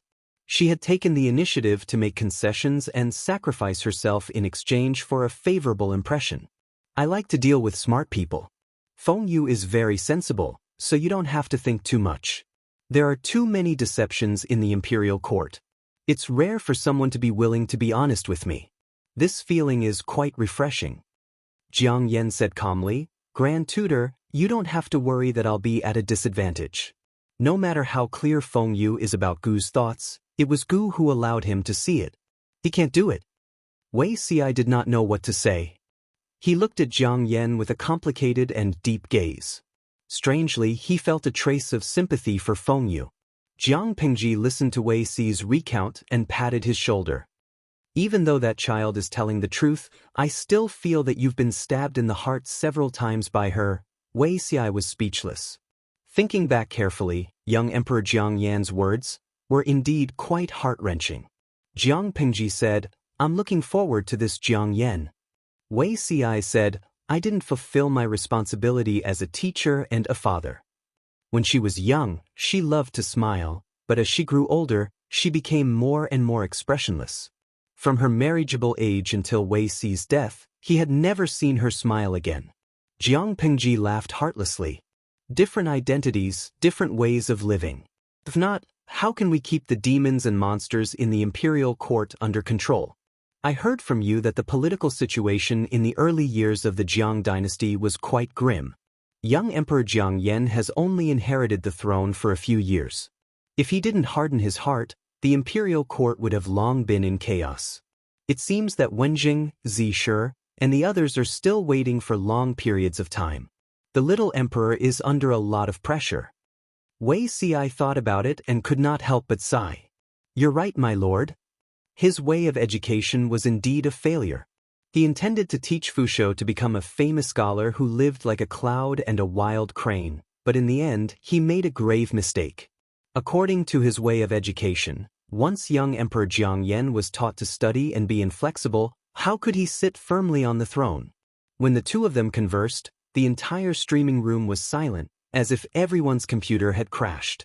If not for the fact that the avatars of the audience were all lit up, Jiang Pingji would have thought that the streaming room had been shut down. To Feiqiu, oh my god, what did I hear? Porcelain Beauty, did he just say that it was his previous life? Wen Mie Kangshi, it's a lie, right? Zixiao actually used the script of a reborn person? Kojiao Qifan, there's so much information in today's streaming room. I was so shocked that my brain froze just now. Zixiao is actually a reborn male protagonist? No, as a reborn male protagonist, shouldn't the correct way to be reborn be to take advantage of the opportunity to recruit troops and conquer the world? The script is not right. The 500 salted fish were all confused. According to Wei Xi, the streamer was also an emperor in her previous life. The streamer also had a daughter with Wei Xi, and this daughter was the future empress. She also seemed to have the style of a cold and aloof older sister. Everyone couldn't help but shake their heads to check if their brains were filled with water. Yan Rian, Manual Det. Beauty Zixiao, as the male protagonist, ended up using the script of a reborn female protagonist.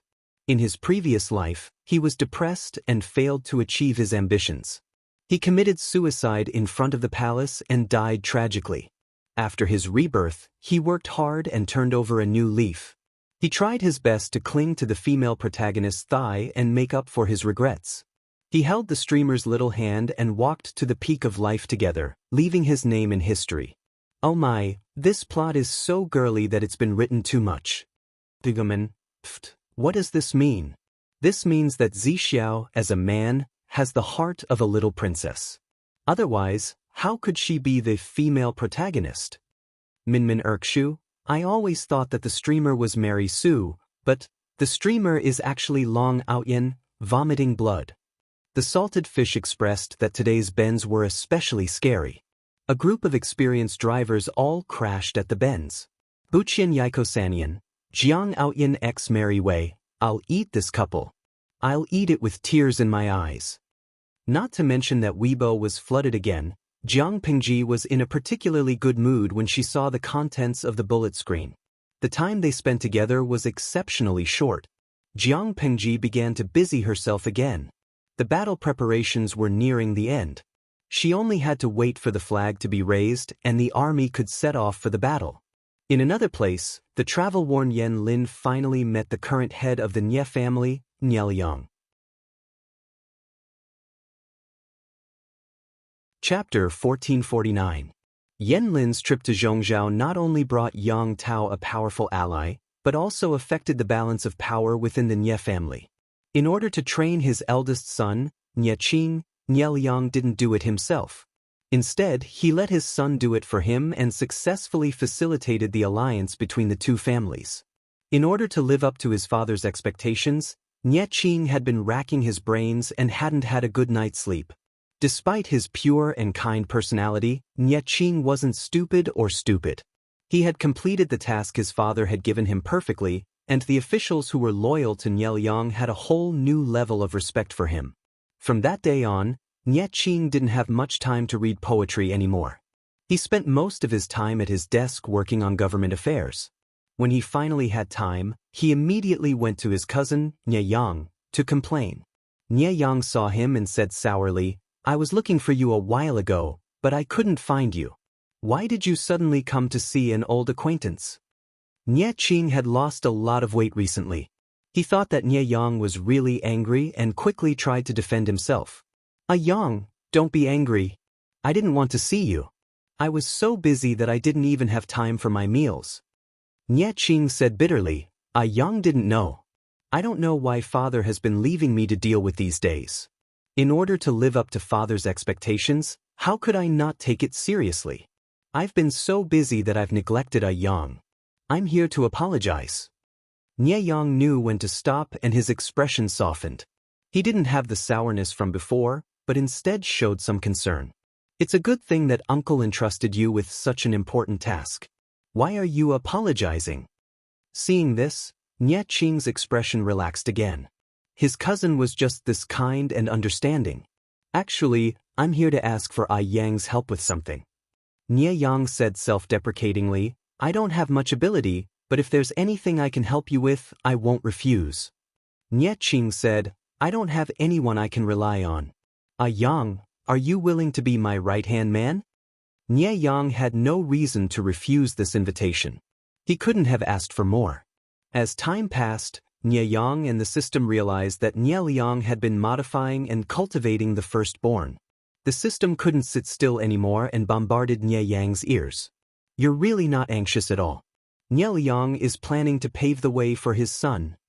Nie Yang picked his ear and said leisurely, anyone who isn't blind can tell. Nie Liang did not have much time left.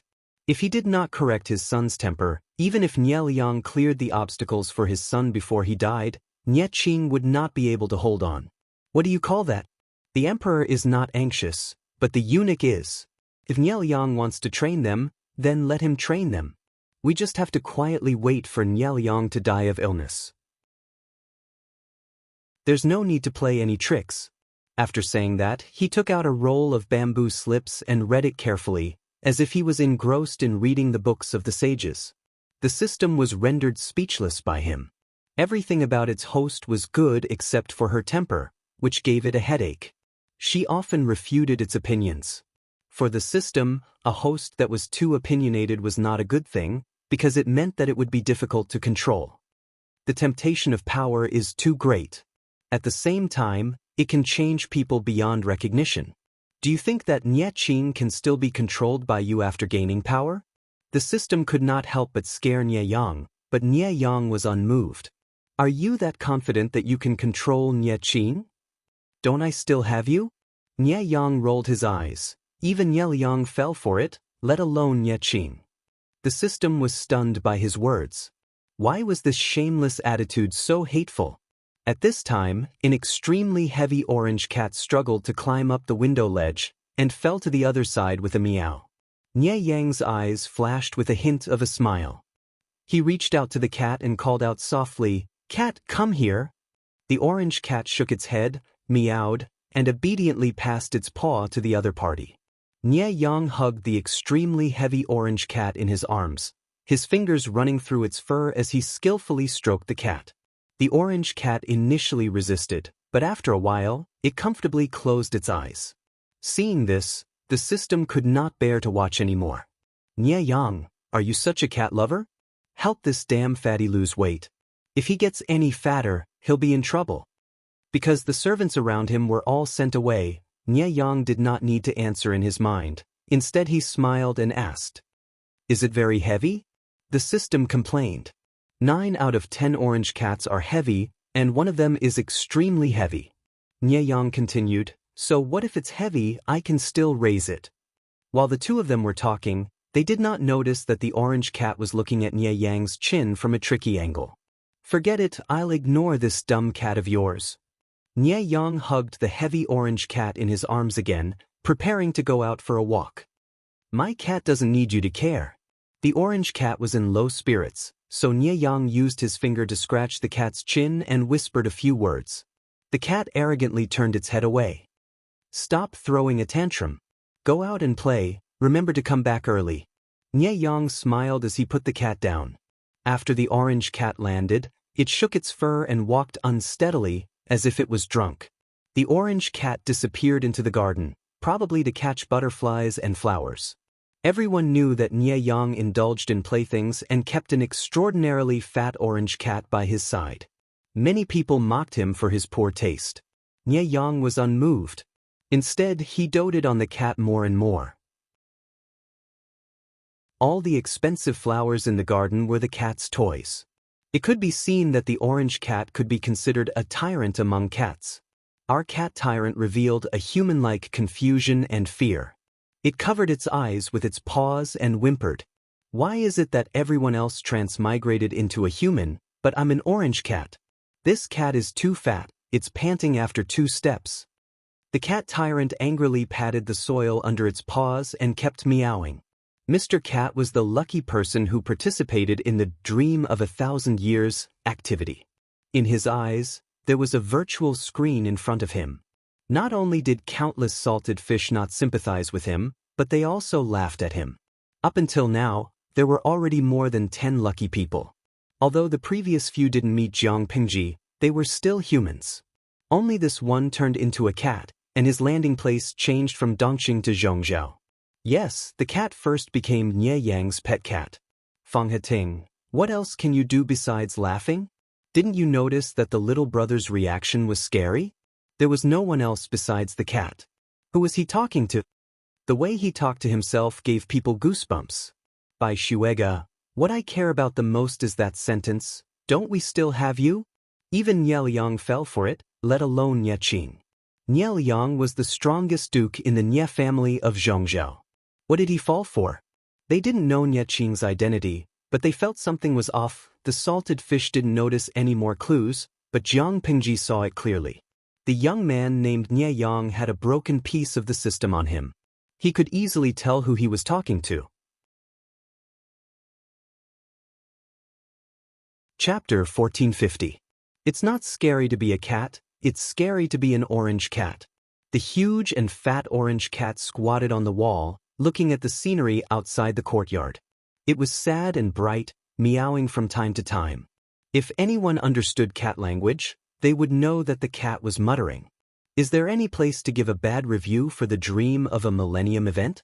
I can't stand this injustice. It's rare for me to be lucky, but I actually became a cat after transmigrating.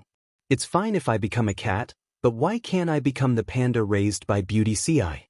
Even if I can't be the panda that shares Beauty Ci's bed, I can't be an orange cat.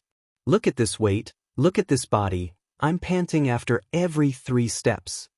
The audience laughed and laughed at him. Qingxi Changqingxi Xiao, brother, you're brave. You actually want to become the panda raised by Beauty Ci. The streamer's streaming room is connected to this sub-streaming room. She knows what you're wearing. Do you want to have intimate contact with the god-slaying saber? Jiang Pingji is famous for being narrow-minded. Who has the guts to touch her man? Hujia Zibo, a panda isn't a cat, it's a bear. Meow meow meow, brother orange cat, don't move your butt. Can't you see that the tiles on the wall are about to be broken by you? Salted fish have no sympathy. The orange cat looked at the bullet screen and sighed faintly. At that moment, the ears on his head twitched. He acutely heard footsteps approaching. He turned his head and saw a tall and handsome young man standing under the courtyard wall. His appearance was still a little immature, somewhere between a youth and a teenager. Good looks and good temperament. The fat orange cat shook his whiskers. His wounded heart was healed. Although he couldn't hug Beauty Ci, the young man in front of him was also very good. He had a bit of the demeanor of Wei Si when he was young. "Isn't this a Yang's cat? Why did you come here?" Nye Qing reached out to Fatty Orange. The other party was unmoved, his posture as steady as a mountain. He smiled and asked the servant to bring something to stand on his feet. Then he carried the cat down. As soon as he was in Nye Qing's arms, Fatty Orange let out a long meow, wishing he could roll in the young man's arms. Brothers, the arms of this high-quality beautiful young man are full of the smell of sunshine. It smells so good. In the livestream room, Salted Fish was even more jealous. Wasn't this cat's luck too good? Qiu Yi Xiaohua, what does sunlight taste like? My corpse? Fatty Orange relied on the fact that he was a cat. Nye Qing and the others couldn't understand what he was saying, so he meowed at the audience in the live broadcast room. When Nye Qing saw Fatty Orange's unusual behavior, he hurriedly returned the kitten to Nye Yang. As the two conversed, Fatty Orange and Salted Fish realized that this cheerful youth was Nye Qing. Seeing Nye Yang and Nye Qing getting along so well with each other, the crowd couldn't help but feel a chill in their hearts. They weren't deaf. Nye Yang's words, even Nye Yang fell for it, not to mention Nye Qing, were clearly filled with malice. Thus, when Nye Qing was about to return the kitten to Nye Yang, Fatty Orange clung onto Nye Qing's sleeve tightly, his cries of agony and sorrow. Nye Qing smiled bitterly. You usually despise it. Why do you like it so much today? Nye Yang also said, then I'll have to trouble elder brother to take care of him for a day or two. Perhaps he's throwing a tantrum. Nye Qing had no choice but to carry the orange cat away. He knew that his cousin liked the cat very much, so he took good care of it. The orange cat also took the opportunity to wander around Nye Qing's room. Seeing that Nye Qing had started working, he even climbed onto the desk and squatted down, looking like he was supervising Nye Qing. Nye Qing originally wanted to carry Fatty Orange away, but the kitten was so obedient that he softened his heart and didn't stop him. Little did he know that Fatty Orange's body contained a future soul. Through Fatty Orange's eyes, Jiang Pingji could clearly see the contents of the documents that Nye Qing was handling. Nye Yang had the heart to groom his son, but he didn't pass any important secrets to him, so these documents were of no use to Jiang Pingji. Fatty Orange was hesitant to write something to remind the youth in front of him. Nye Yang had malice towards him and Nye Yang, so he had to be on guard. But, just as Fatty Orange was about to go crazy, the system's notification made his whole body go cold, as if he'd been splashed with cold water. Now that he was a cat, the words he could write with his claws were already shocking enough. Would Nye Qing believe him if he wrote it? If Nye Qing went to confront Nye Yang and accidentally revealed something, this cat's life would be forfeit. Thinking of this, Fatty Orange couldn't help but shiver. He had only transmigrated for 4 hours. He couldn't be the first unlucky person to encounter a life-threatening crisis and have his transmigration interrupted, could he? The owner of this body, Fatty Orange, was also innocent. After being transmigrated, he was beaten to death by his owner. That was too cruel. Fatty Orange's thoughts of intervening were suppressed, and he didn't dare to let his imagination run wild. Forget it, he was just an outsider who experienced transmigration. How could he intervene in someone else's life? Fatty Orange wagged his tail and lay quietly on Nye Qing's lap, looking like he was saying, I'll take over this territory. Nye Qing smiled faintly and shook his head, giving his consent to this audacious cat. They ate, slept, enjoyed the service of the shit-shoveling officer, and took a walk together. Nye Qing pinched Fatty Orange's chubby cheeks and said, No wonder a Yang likes you so much. I like you a little too. Fatty Orange couldn't control his body's habit. He stuck out his tongue and licked his fur, throwing a look of disdain at Nye Qing as he licked. Young man, you have to be more careful. Stay away from Nye Yang to ensure your safety. Nye Qing didn't receive Fatty Orange's look. Instead, he strolled all the way to the family school. The man and the cat could clearly hear the sound of reading coming from within the courtyard walls. Fatty Orange squatted on his shoulder and revealed a thoughtful expression. Nye Qing stroked Fatty Orange's cat and sighed. I really hope that one day, such peace and tranquility can spread throughout China. Father is going to lead the army into battle. If he can return victorious, we'll be closer to our goal. After a while, Enchanting said again, "Unfortunately, Father thinks that I'm too young and ordered me to guard the rear. Otherwise, I really want to lead the army with Father and kill the enemy." Fatty Orange rolled his eyes. "Kill the enemy? With your soft skin and tender flesh? Father's health is getting worse. I'm very worried, but this matter can't be easily leaked. I can only talk to you, you little bastard." Enchanting somewhat understood why Yang liked cats. They were obedient and didn't speak the human language, so he didn't have to worry about being on guard when talking to them. After a few hours, Fatty Orange's energy was exhausted and he fell into a deep sleep. When he woke up again, he was extremely resistant to Enchanting. He howled and wanted to find his master, Yang. Enchanting didn't know whether to laugh or cry. Jiang Pingji looked at the screen and pondered. "Yang, can't we really have fun?"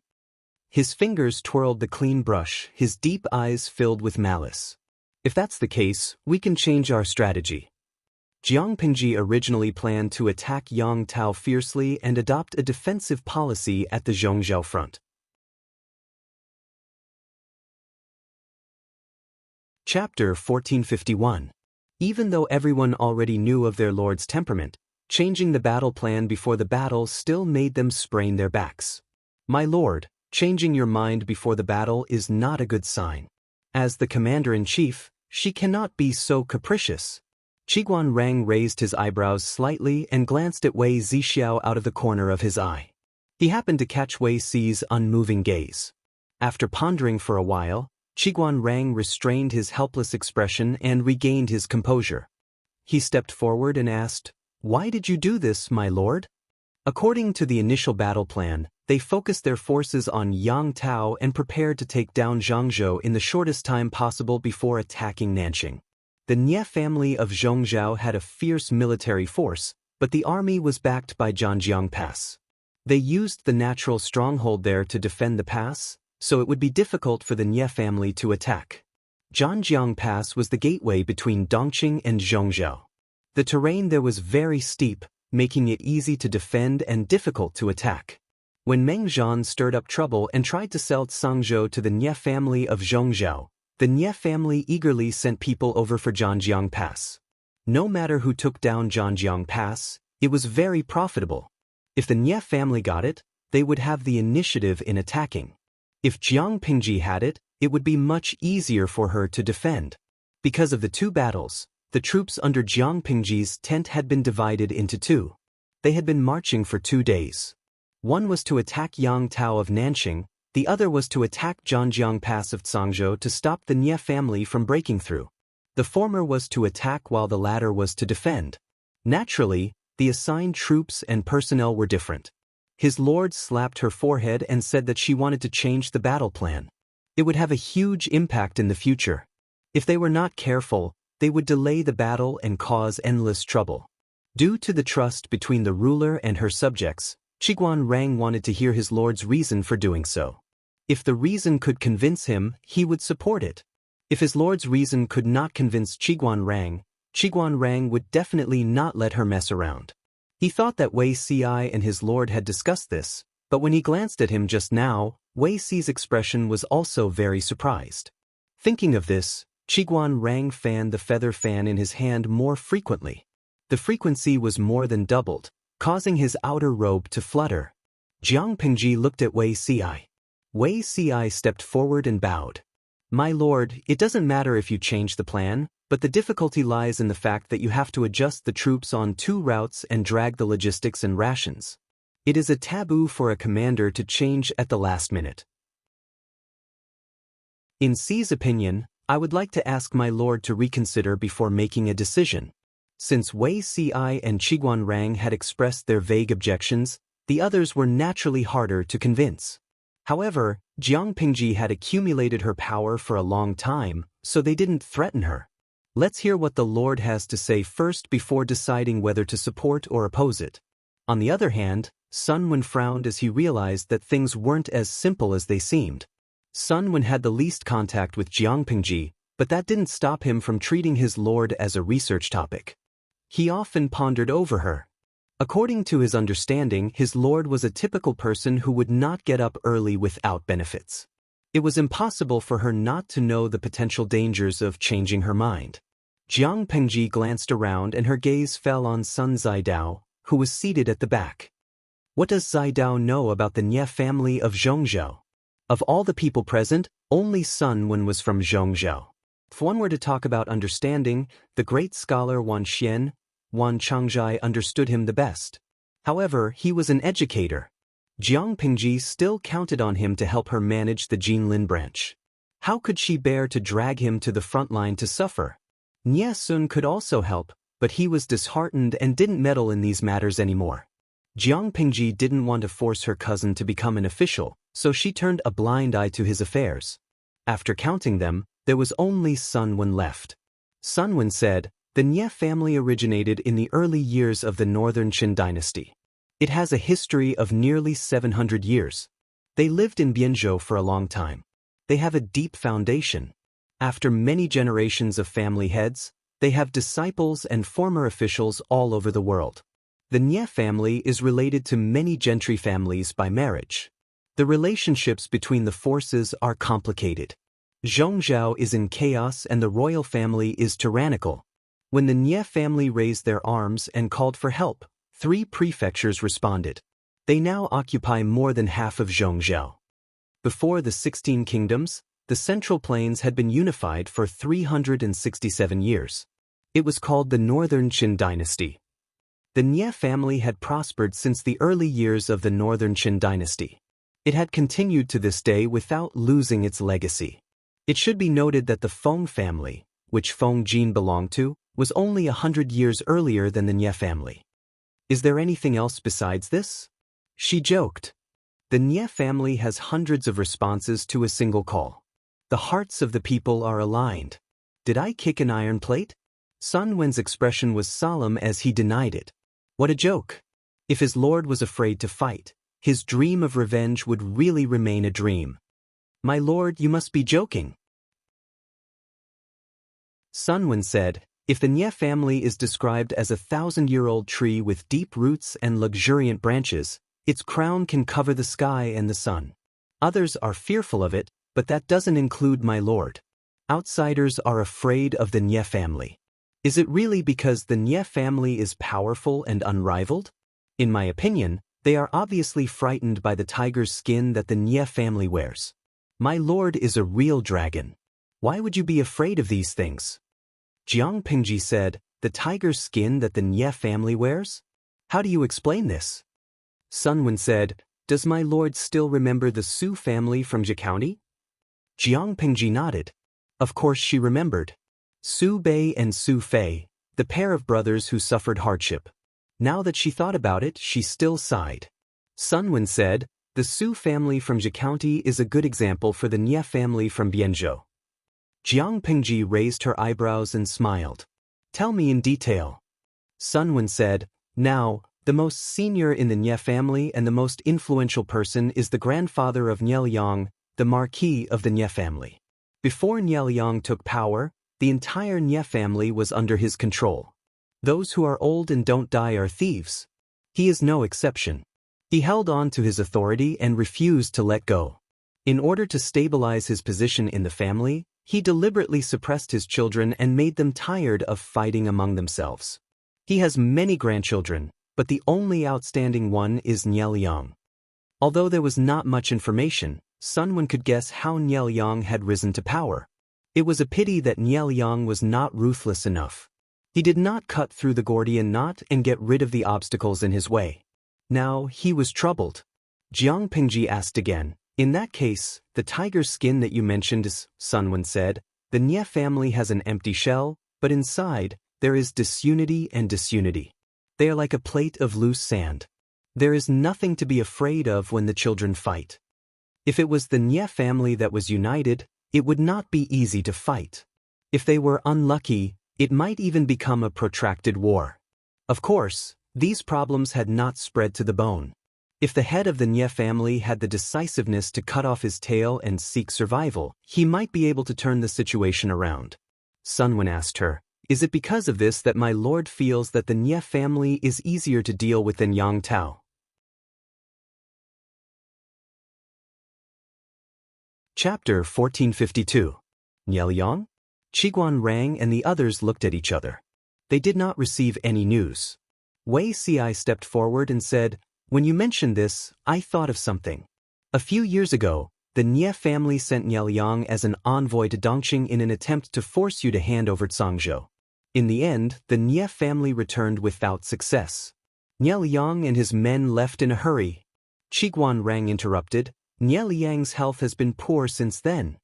Wei Ci smiled bitterly and asked Jiang Pingji to punish him. He continued, "My elder brother is Nye Liang's right-hand man. My elder brother secretly asked me to feel Nye Liang's pulse. I was shocked to find that Nye Liang's diet and medicine were poisoned. His lifespan was greatly reduced. Even if he recuperates carefully afterward, I'm afraid he won't live long. I heard that Nye Liang fought for power with my grandfather. He has to look over everything personally. He probably doesn't have time to recuperate." This indirectly proved Jiang Pingji's intelligence. Of course, Jiang Pingji did not blame Wei Ci. He had confessed to her about this in the past. Qiguan Rang frowned.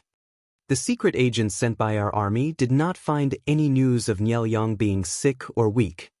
Not only was there no news, but the secret agents also found out that Nye Liang ate 2 big bowls of food every time. He often rode horses and hunted. His complexion was excellent. Did he look like he did not have long to live?" Jiang Pingji said, "What do you mean, Wenjing?" Qiguan Rang looked at Jiang Pingji helplessly. His lord had made up her mind to change the plan. Changing one's mind at the last minute will have a great impact. If it is not handled well, it will shake the army's morale. Please reconsider, my lord. Jiang Pingji had naturally considered this point. They could not come to a stalemate and could only temporarily disperse the meeting. Wei Ci and Qiguan Rang left one after another. Qiguan Rang asked Wei Ci, "How confident are you in this matter?" Wei Ci said, "Nye Liang's health is indeed not very good. He doesn't have time to recuperate carefully. I'm afraid he has been using tiger wolf medicine all these years. If I'm optimistic, it's estimated that he only has 1 year left. If I'm pessimistic, he can still struggle on for another 2 to 3 years. He won't live long." In the previous life, Nye Liang also knelt at about this time, kneeling disgracefully.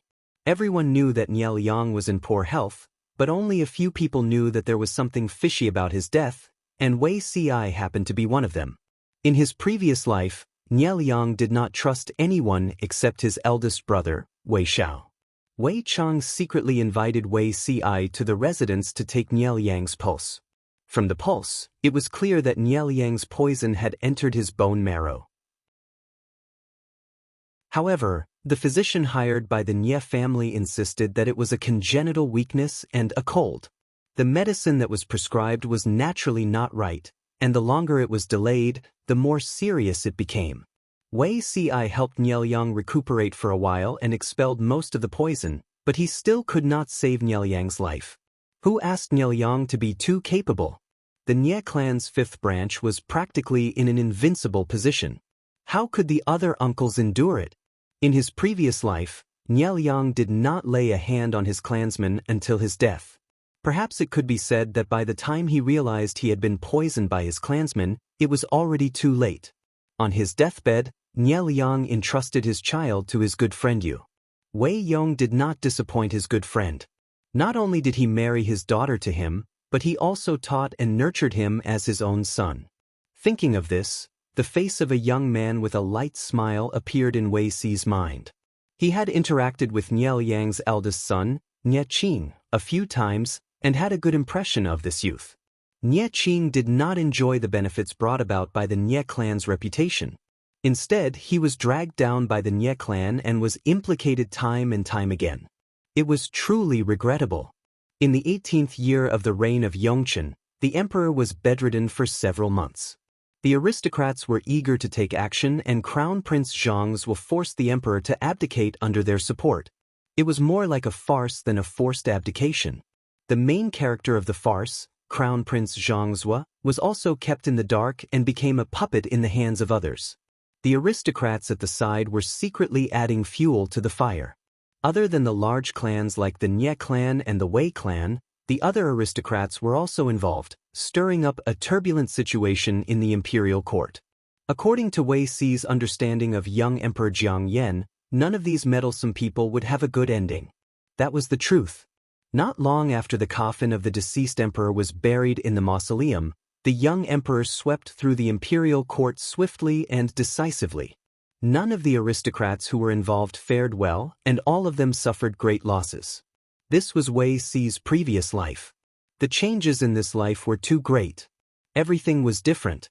Nye Liang, who was originally only playing the supporting role, became the leader and became the head of the Nye clan. However, there were many things that did not change. Nye Liang was still fated to die early. In his previous life, Sun Wen had prolonged the life of the Nye clan, but now, Wei Si counted the time on his fingers and could not help but feel relieved. After the internal strife in the Nye clan, the third branch became the final winner. In the end, a young man named Nye Yang came out on top. Nye Yang was scheming, but unfortunately he lacked some luck. At that time, the Nye clan was already beyond saving. Qiguan Rang said, "The difference between 1 year and 2 or 3 years is huge. My lord seems to have made up her mind. My lord's temperament is like this. When she's stubborn, even 10 oxen can't pull her back." Qiguan Rang fanned himself and asked, "Do you have a way to make the best of both worlds?" The strength of the troops on both sides is not much different. It's not appropriate to change the leader at the last minute. It's better to make the best of a mistake and replenish the logistics. For the other feudal lords, they had to mobilize their elites to attack the main area. The troops in the defensive area were relatively weak. Because of the terrain at the pass, the requirements for the quality of the elite troops could be lowered appropriately. Jiang Pingji's camp was different. Her troops were trained over and over again. Except for a small number of newly recruited troops, the rest were considered elites. Their overall quality was very high. There was not much difference in which troops attacked or defended.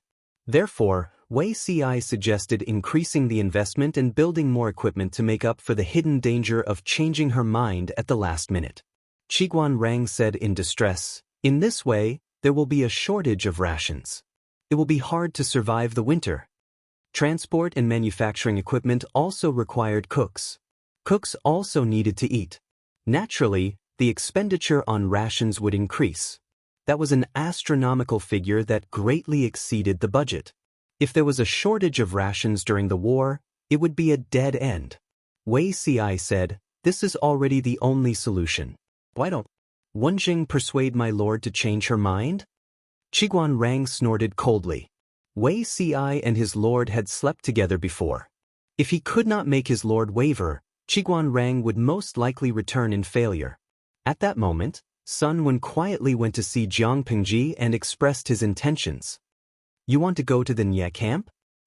The two families were obviously going to fall out, but Sun Wen still had the guts to go. Sun Wen said, "My lord, are you sure that Nye Liang doesn't have long to live?" Jiang Pingji did not give him a definite answer. She said, "I'm 60% sure." Sun Wen said, 60% is enough. Whether Nye Liang is really sick or not, we'll know when we see him for ourselves. The two armies are about to go to war. What if they detain you? The two armies did not want to go to war, but it did not prevent them from acting like hooligans and secretly detaining people. Sun Wen said with a smile, "I'm already a bag of old bones.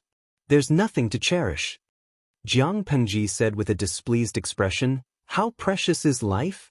If I don't cherish myself, who will cherish Sun Lan?" Sun Lan had not grown up yet. Was Sun Wen really willing to let her go? When Sun Wen heard that, he could only smile bitterly and change his words. In the end, he still managed to persuade Jiang Pingji to agree to go to the Nye camp. Chapter 1453. Jiang Pingji's troops were divided into two groups. One group followed her to Zhanjiang Pass in Sangzhou, while the other group was led by Fu Wang to Hu County to prepare for the war. Fu Wang's army had yet to arrive at the front line when an urgent secret letter was sent, making him think that something big had happened. Fu Wang crushed the bamboo tube and took out the neatly folded letter. He opened the letter and squinted his eyes to read it carefully. After reading 10 lines at a glance, his sword-like eyebrows furrowed so tightly that they could kill a fly. Someone quickly invite the general's advisor here. Say that there's something important to discuss. He was a little annoyed. Didn't he lead the troops to attack Yang Tao? Why did she change the order and let him focus on defense and attack when the opportunity arose? The experience of attacking and defending were completely different. Fu Wang had always attacked as a form of defense and rarely defended passively. At present, the military camp's allocation of supplies was mainly for attack. Their defensive capabilities were relatively weak. Jiang Pingji's order put him in a difficult position. Although the logistical supplies were already on the way, it would take some time to transport them to the front line. If something happened during this time, such as the enemy suddenly launching a sneak attack, it would be a pain in the ass. He summoned everyone to the main tent overnight to discuss how to stabilize the situation and clean up the mess caused by his lord's last-minute change of orders. By the time they reached a conclusion, the sky outside the tent had completely darkened, like a pool of ink that couldn't be stirred up. It was midsummer and the temperature was hot and humid. There were so many mosquitoes and flies around the tent that they couldn't sleep. Feng Zhen went back to get a basin of water to wipe his sweat, but he still couldn't sleep. He simply came out for some fresh air. Not long after walking, he met a familiar face. Feng Zhen wiped his sweat with a handkerchief in his left hand and fanned himself with a cattail leaf fan in his right. He said to Yang Si, "Jing Rong, you can't sleep in the middle of the night?" Yang Si wore thin pajamas and a light muslin cloak. His slightly damp long hair draped over his shoulders. He was probably too angry to sleep. Glancing at Feng Zhen from the corner of his eye, Yang Si said calmly, "Aren't you the same?" The news of the change in military orders came too suddenly. Not many people could sleep peacefully. I've been weak and afraid of heat since I was young. Summer is especially hard to bear, Feng Zhen said. I've enjoyed too much in the north these years. I'm not used to this weather. Feng Zhen was from Zhangzhou's Anshan County. Logically speaking, he should have been used to it, but he was even more afraid of heat than Yang Si. Both of them couldn't sleep, and since they had nothing to do in the middle of the night, they decided to play chess and play a few rounds. Yang Si could tell Feng Zhen's state of mind with one look at his playing style. He was impatient and full of worries, unlike prodigal Feng. Feng Zhen had lost 3 rounds in a row. He waved his hand disinterestedly and said, "No more, no more. I'm not in the right condition today." Yang Si thought of something and asked, "Zisher, are you worried about your son's safety?" According to the original plan, Fu Wang's army would be the main attacking force, while Jiang Pingji's army would mainly defend. Occupying the natural stronghold of Zhanjiang Pass, the troops under the tent were all elites. The difficulty of defending against invading enemies was relatively low, and the danger was also greatly reduced. Now that the order had been changed, Zhanjiang Pass had switched from defense to offense, and the danger level had skyrocketed. Feng had been assigned to the Lord's team and could face life-threatening danger at any time. This child has always been smart and sensible. It's the first time he's been so far away from home, and he doesn't have any relatives to take care of him. Feng Zhen usually behaved in a carefree manner, and his attitude towards his son was completely lax, but he was very concerned about him. Yang Si couldn't help but laugh. Outsiders say that prodigal Feng only cares about his own happiness and doesn't care about his son. Now that I see it, it doesn't seem so. Feng Zhen snorted and sighed. Most fathers feel the same way. He didn't say it, but he was concerned about him in his heart. Yang Si listened to Feng Zhen's sentiments and couldn't help but think of his child who was still in swaddling clothes. His and Jiang Shaowei's child was born last year. It was a baby girl. She was small and soft, and her limbs were so soft that they seemed to have no bones. When Yang Si hugged her for the first time, his hands were trembling. When the child meekly snuggled into his arms, an inexplicable emotion welled up in his heart, as if it wanted to fill up a certain empty wasteland.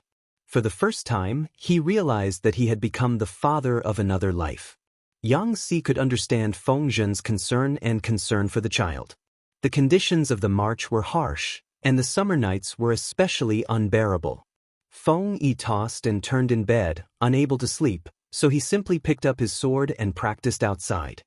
He only stopped when his arms were swollen and he was covered in sweat. Perhaps he was too tired, but he fell asleep as soon as he returned to his tent. He actually had a good night's sleep. There was still half a day's journey before they reached Zhanjiang Pass. Jiang Pingji led the troops and marched at a normal speed, while Sun Wen galloped toward Zhanjiang Pass under the escort of a group of troops and horses. The two armies hadn't started fighting, but there was an atmosphere of a storm brewing. It was solemn and dignified. The Nie family's army had already arrived at the front lines in batches and set up camp. Standing at the gates of Zhanjiang Pass and looking out, there was an endless stream of crimson flags at the end of the horizon, like a burning cloud. Not only did the flag have the word Nie on it, but it also had the Nie family's emblem. Within the borders of Zhongzhou, the common people recognized the word and the meaning of the emblem. The people near Zhanjiang Pass had long since fled after hearing the news. Their families had migrated to other places. If they stayed near the battlefield, who knew if they would be beheaded by the ruffian soldiers to claim their military exploits? It wasn't like such things had never happened in the past. In troubled times, human lives were as worthless as grass. It was a luxury to even cry out for grievances when one died. Sun Wen had already handed over the document that Jiang Pingji had personally written. This was diplomatic between the two armies. It was reasonable for Nie Liang to personally summon him. Nie Liang was sitting in the tent. Below him sat a group of trusted subordinates. These people were quite famous within the borders of Zhongzhou. In comparison, Nie Liang's close friend and trusted subordinate, Lao Ai, did not have much of a presence. Nie Liang looked at the contents of the document and said, "The words are good, but the attitude is perfunctory." The contents of the document were personally written by Jiang Pingji, but the content was written by someone else. Why did Lu Shi send an envoy at this time? He's most likely here to test the waters. Lu Shi's troops are divided into two groups. The pressure is not small. Nanxing and Yang Tao are nothing to be afraid of, but they know very little about our army. I'm afraid they don't have much confidence in rashly starting a war, someone answered. Right, who is this envoy? Sun Wen? I don't think I've heard of him. The person who spoke was a young man in his early 20s. He felt that the name Sun Wen was somewhat familiar, but he couldn't remember who he was. Not only him, but the others in the tent also didn't immediately remember. It couldn't be helped. Apart from being in the limelight during the battle of the northern borderline, Sun Wen had been governing the rear. His presence was frighteningly low. Sun Wen? Wait, could it be Sun Zidao who works under Lu Shi's camp? Someone remembered. Why is this person here? It was rare in the world to be able to develop a spy's career to such an extent, to have one foot in several boats and still do it with ease. Playing the northern borderline in the palm of his hand wasn't the most flashy thing. The most flashy thing was that after doing so many things, Sun Wen could still escape unscathed. Ever since the battle of the northern borderline, Sun Wen had quietened down. The outside world guessed that Jiang Pingji was afraid of Sun Wen, so she was demoted and hid him. They didn't expect Jiang Pingji to put Sun Wen in an important position at this time. Nie Liang lowered his eyes and said, "It's not a big deal to test the waters. The important thing is, what is he testing? Testing the strength of the Nie camp."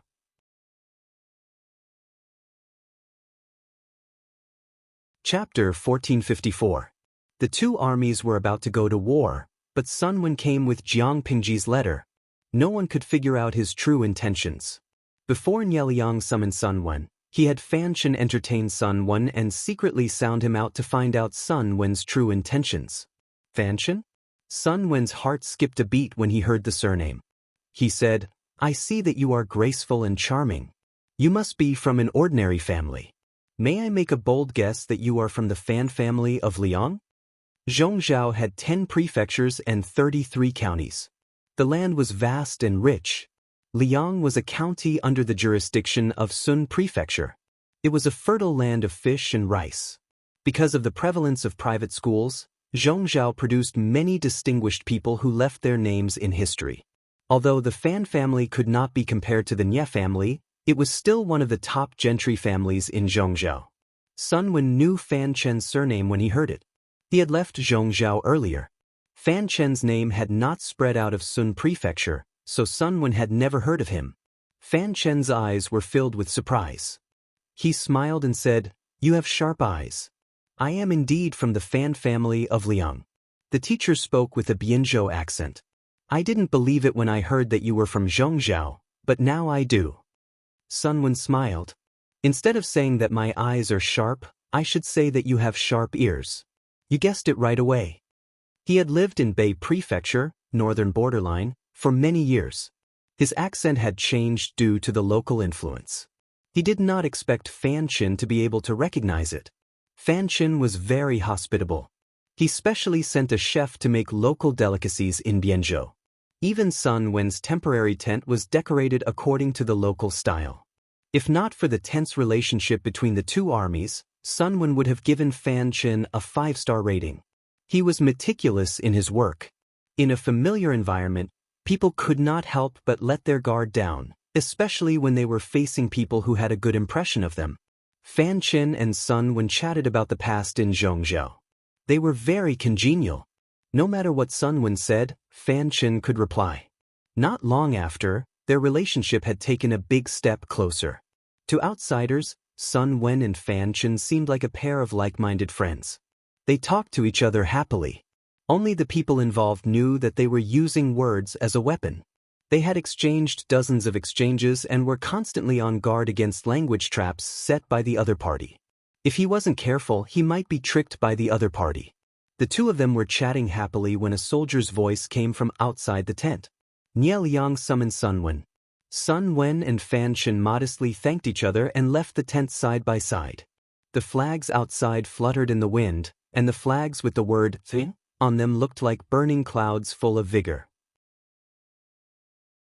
3 ears represented Nie, and the Nie on the flag was written in seal script. It looked simple and unadorned. In Zhongzhou, this surname was even higher than that of the royal family.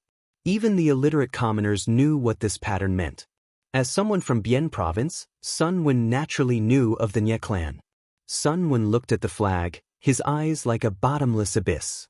He smiled and said to Fan Chen, who was next to him, "Speaking of which, this old man and the Nie clan have an indissoluble bond." Fan Chen nodded and pretended to be listening attentively. Sun Wen said, "When I was young, my talent was poor. I was always a step behind others in everything I learned. After I reached my 20s, I accomplished nothing. Only when he was middle-aged did he manage to become a lowly official. That year, I thought I had some ability and recommended myself to the Nie clan as a foreign official." Of course, Fan Chen didn't know this history, but he wasn't surprised. Since Sun Wen was from Bian province and came from a poor family, his only way out was to learn from the Nie clan and rely on them. What he felt was a pity was that Sun Wen wasn't recruited by the Nie clan. Instead, he went all the way to Dongqing and became an advisor to the enemy. Fan Chen let out a sigh of pity and subtly changed the topic. Without a doubt, Sun Wen was a talent. If he wasn't a talent, he wouldn't have been able to play the northern borderline around. This was an indisputable fact. Such a talent had recommended himself to the Nie clan as a foreign official, but the Nie clan didn't recruit him. It was a loss. Fan Chen couldn't say that Sun Wen wasn't talented enough, but he also couldn't say that the Nie clan had eyes but couldn't see and mistook pearls for fish eyes. He could only express his pity from the Nie clan's point of view. At the same time, he affirmed Sun Wen's talent to save face for both parties. Fan Chen was very good with words, and his words were very soothing. Sun Wen curled his lips. His calm eyes carried a hint of coldness. His smile didn't reach his eyes, and it gave people the illusion that he was smiling hypocritically. In reality, Sun Wen was recruited after he recommended himself to the Nie clan. However, he was old and didn't have any outstanding achievements in the first half of his life, so no one thought highly of him. After Sun Wen joined the Nie clan, He was still a lowly official with no sense of existence. He had no hope of making a name for himself. A year later, Sun Wen was discouraged. Even if he didn't go to the roll call for half a month, no one would mention him. Not long after, his only son, Sun Lai, offended a direct descendant of the Nye clan at a gathering. That person was very arrogant, ruthless, and domineering. Just because Sun Lai won first place and made him lose face, he actually sent people to break Sun Lai's legs. Not only that, he even used his connections to send Sun Lai to the border on a groundless charge. Sun Wen's family wasn't well off, but Sun Lai was also his pampered son. How could he endure such hardships?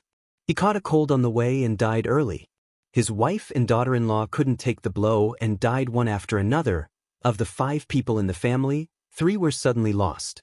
Only Sun Wen and his young grandson were left to depend on each other. Sun Wen was worried that the Nye clan would continue to persecute them and had no choice but to leave Zhongzhou with his grandson, Lan Lan. They begged along the way and wandered from place to place. Who would have thought that Sun Wen, who was like a stray dog a few years ago, was now treated well by the Nye clan as an emissary? His gaze fell on the marshal's flag outside the marshal's tent. His slightly dry eyes were filled with a bit of coldness. "Emissary, please." Sun Wen was deep in thought when he heard Fan Chen's words. He came back to his senses and nodded with a smile as he entered the tent. Nye Liang sat in the main seat. Even though the light in the tent wasn't very bright, Sun Wen could see that he was a man of great bearing. This person was dignified, but in Sun Wen's view, Nye Liang was more like a scholar who recited poems and talked cheerfully with others. He wasn't a butcher or overlord who fought for supremacy and ate raw meat. After a quick glance, Sun Wen withdrew his gaze and bowed, revealing his identity in a neither servile nor overbearing manner. The two of them were separated by a distance of 6 zhang. The atmosphere wasn't right, so Sun Wen couldn't carelessly approach and take a look at Nye Liang's appearance. "This lowly one is Sun Wen. I've come on the orders of my master to inquire about a matter." There were many people in the tent, but it wasn't crowded or noisy. Nye Liang's voice wasn't loud, so Sun Wen could hear him clearly. "What is it?" Nye Liang asked.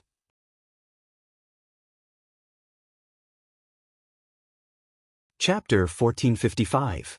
After he finished speaking, Sun Wen looked up at Nye Liang as if waiting for an answer. There were more than 30 people sitting in the tent. There were scholars in formal attire and majestic generals, but it was so quiet that a pin drop could be heard clearly.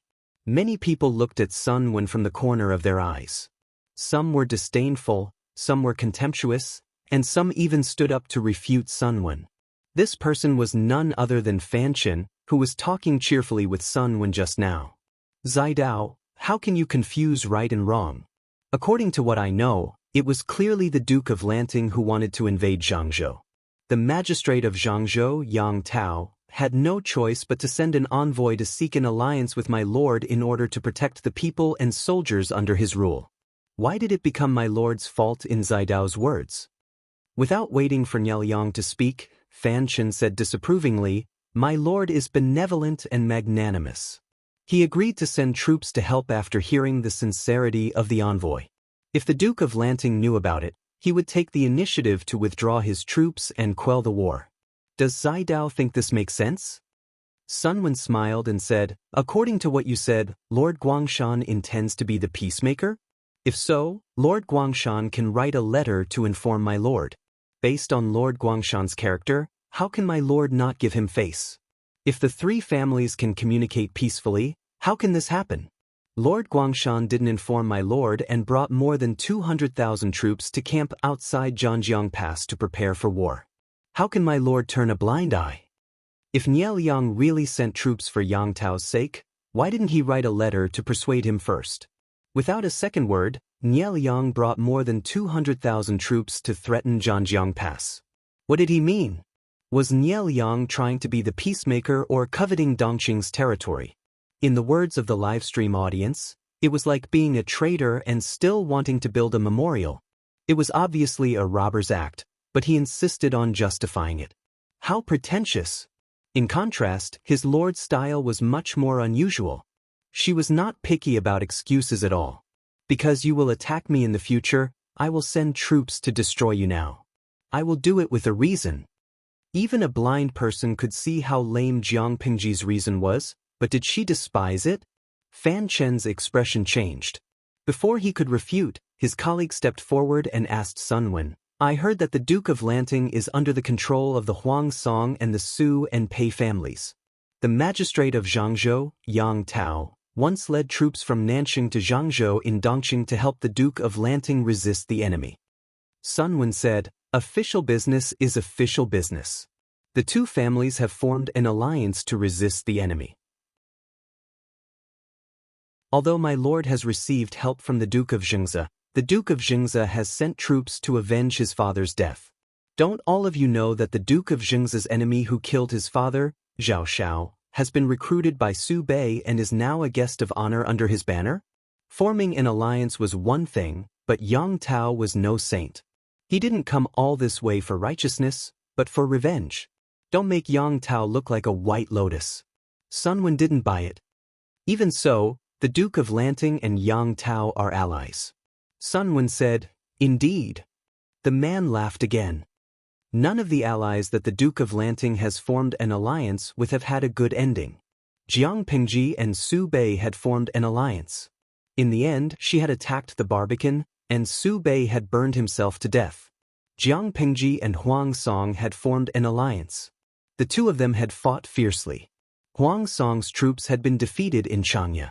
Although he hadn't died, he had lost all interest in living. Jiang Pingji and Yang Tao had formed an alliance. They were preparing to fight, but the outcome was still unknown. She had also formed an alliance with Enchui. Once Yang Tao had knelt down, Enchui would be next. He would probably not have a good ending either. Look, this was all evidence of her killing her acquaintances. She treated her allies so cruelly and viciously. Did she still have any morals? Why did the scholars of the world not like to rely on Jiang Pingji? It was because her reputation was too bad. Others despised her. Sun Wen was calm and at ease in the face of such sarcasm. The world is bustling for benefits. The world is bustling for benefits. Forming an alliance to resist the enemy is a win-win situation. Both parties advance and retreat together. This is a temporary and expedient measure. I dare to ask on behalf of everyone, has my lord done anything unrighteous to harm her allies in the slightest during the alliance? Sun Wen smiled and said, my lord has never done anything that hasn't dried up or broken an alliance. Your questioning just now is extremely rude. The alliance had ended. The two parties had different ideologies and standpoints. If it was time to fight, then fight. Was she still going to hold on to her old feelings and not let go? Even if she were to deal with Yang Tao now, his lord was perfectly justified. As a human, one had to fight for their dignity. Yang Tao had spread so many nasty rumors that slandered his lord. It was rumored that Yang Tao had condoned them. Who could sit still? His lord was a woman. Her reputation was more important than a man's. She definitely had to seek justice from Yang Tao. Sun Wen, whose skin was as thick as the corner of a city wall, was infuriated by his words. Another person said, the excuse that the Duke of Lanting used to send troops to suppress Yang Tao is truly laughable. How can it be justified? Sun Wen said, that's not true. As a woman, my lord's journey has not been easy. Who doesn't know that it's a taboo for her to talk about her gender? Yang Tao's behavior was despicable. He found a man who looked like my lord and made him appear naked in public. Ordinary people paid money to remove his sinful roots. His actions undoubtedly threw my lord's reputation to the ground and trampled on it. If a noble lord can swallow this malice, how can my lord establish herself in the future? Sun Wen spoke in a righteous manner. Yang Tao deserved to be beaten. The Nie family still rushed to form an alliance with him to fight against Jiang Pingji. They were obviously helping an evildoer. Someone sneered and said, whether this was done by the magistrate of Zhangzhou or not remains to be discussed. I heard that there is also a pair of men in Wanzhou who look like the magistrate of Zhangzhou and the important minister beside him, Yan Lin. The two of them did shameless things in broad daylight. Isn't this an act of humiliation?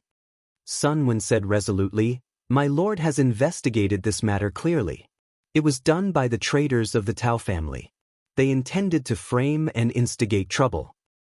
If that's the case, why isn't the incident in Zhangzhou a ploy by the Tao family to frame Yang Tao? The style of these two incidents was so consistent. It was obviously the Tao family who instigated trouble. Jiang Pingji wrongly accused a good person. Not only did she not repent, but she also used the righteous excuse to crusade against Yang Tao. Her intentions were sinister. Sun Wen vetoed the idea once again, speaking with conviction. High-quality imitations of Yang Tao and Yen Lin appeared in Wanzhou. My lord sent people to deal with them and found the culprit by following the clues. What about Yang Tao? They didn't do anything. They didn't even make an official statement. It was obvious that they had a guilty conscience. When Sun Wen said this, he habitually forgot that Yang Tao was still in a stalemate with the four factions of Nanman at the front line of Nanxing. All in all, Yang Tao was asking for a beating. The Nie family, who carried the banner of righteousness, was also ambitious and coveted the territory of Dongqing. These two families were jackals of the same tribe. They had clearly planned to bully his lord. It was 2 against 1 to bully the pitiful little girl.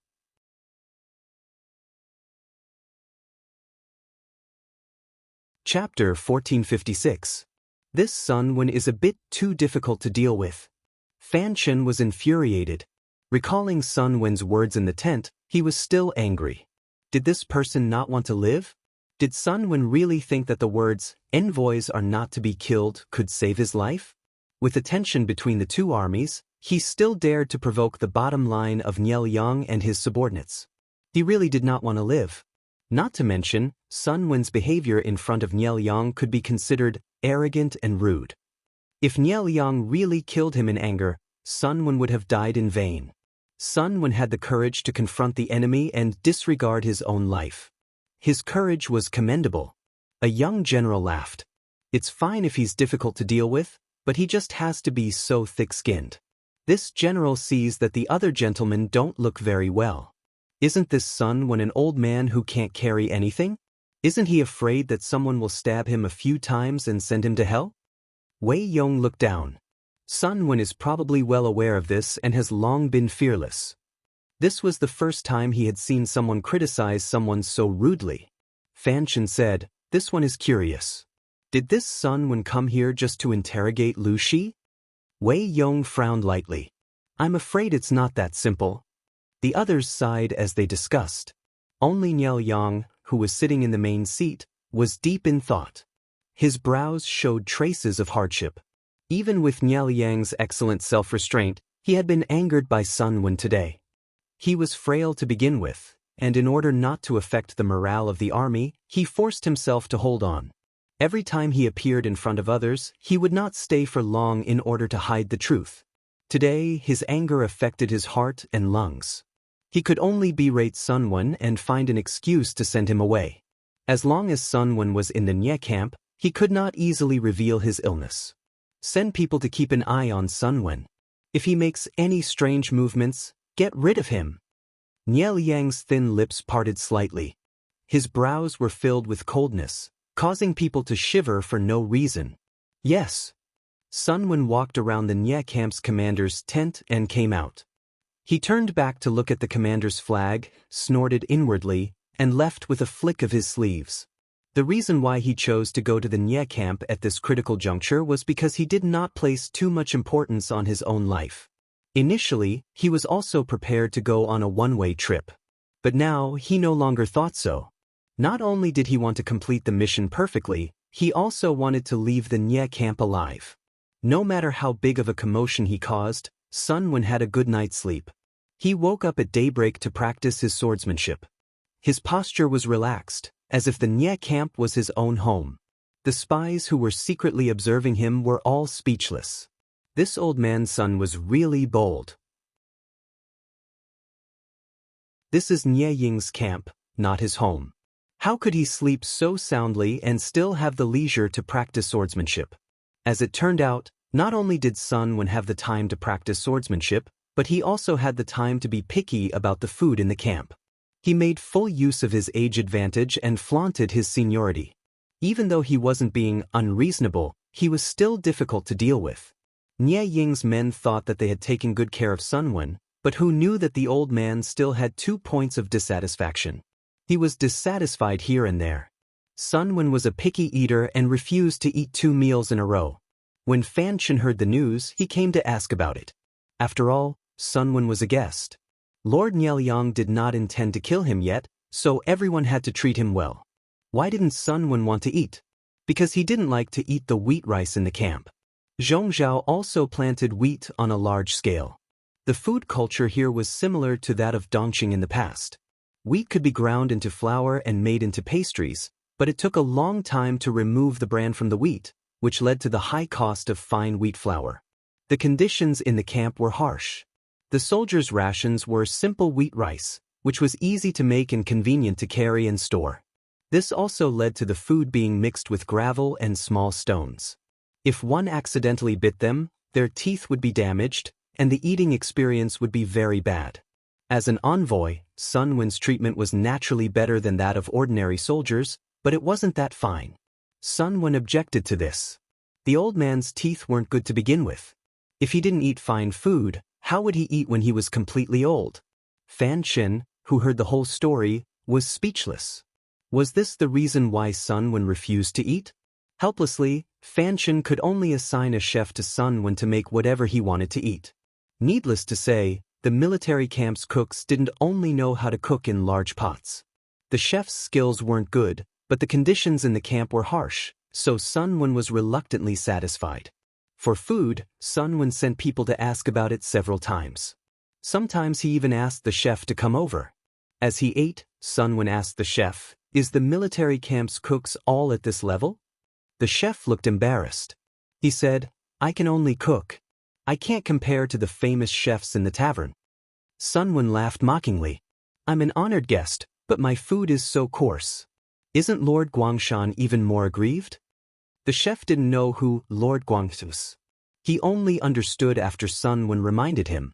After he understood, he smiled bitterly and was terrified. Naturally, the Lord's meals couldn't be handled by ordinary cooks. If a spy sneaked into the camp and poisoned the Lord's meals, wouldn't it be over? To ensure safety, Nieliang's meals were prepared by professionals. The ingredients and stove were also independent.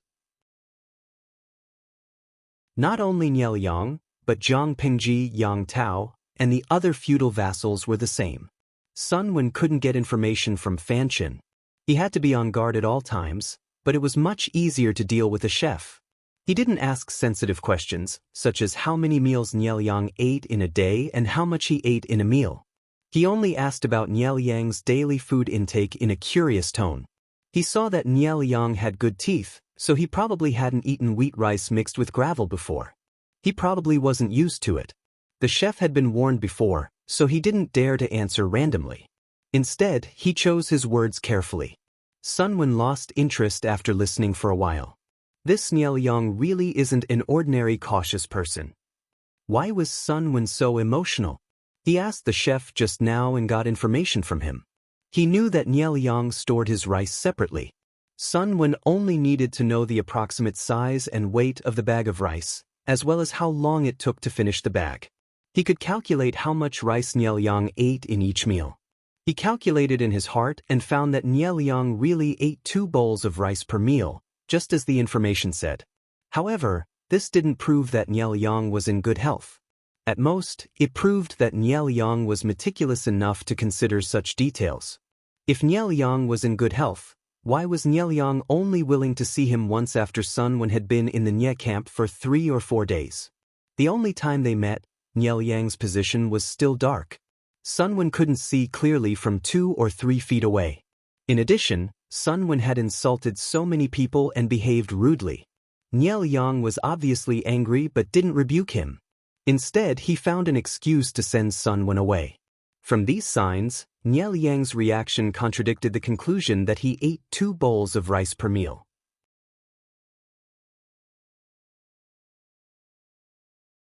Chapter 1457.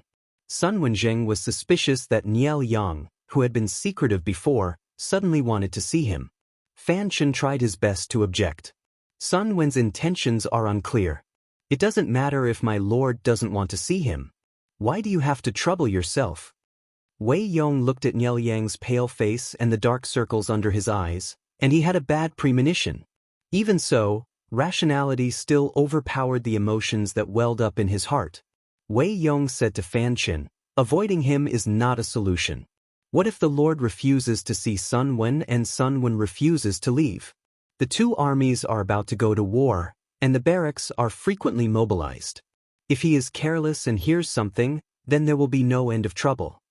Niel Yang also showed a weak smile. Sun Wen still wants to see me.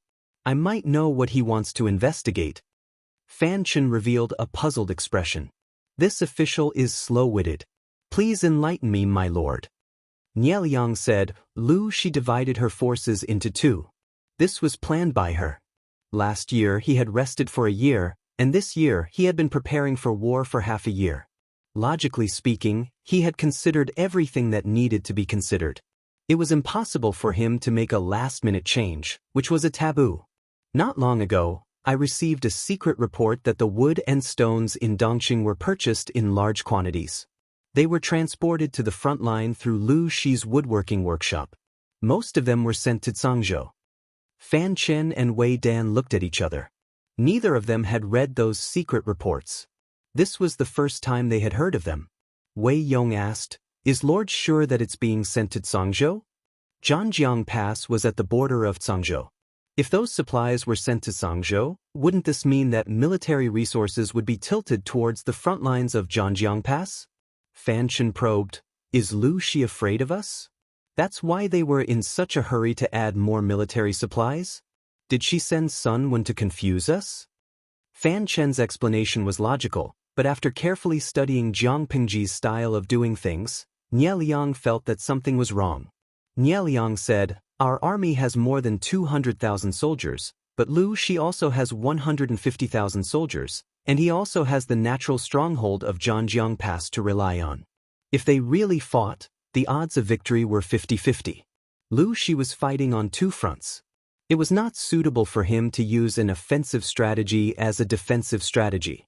In order to conserve her forces, she had to defend on one side and attack on the other. Yang Tao was weaker, so he was easier to deal with.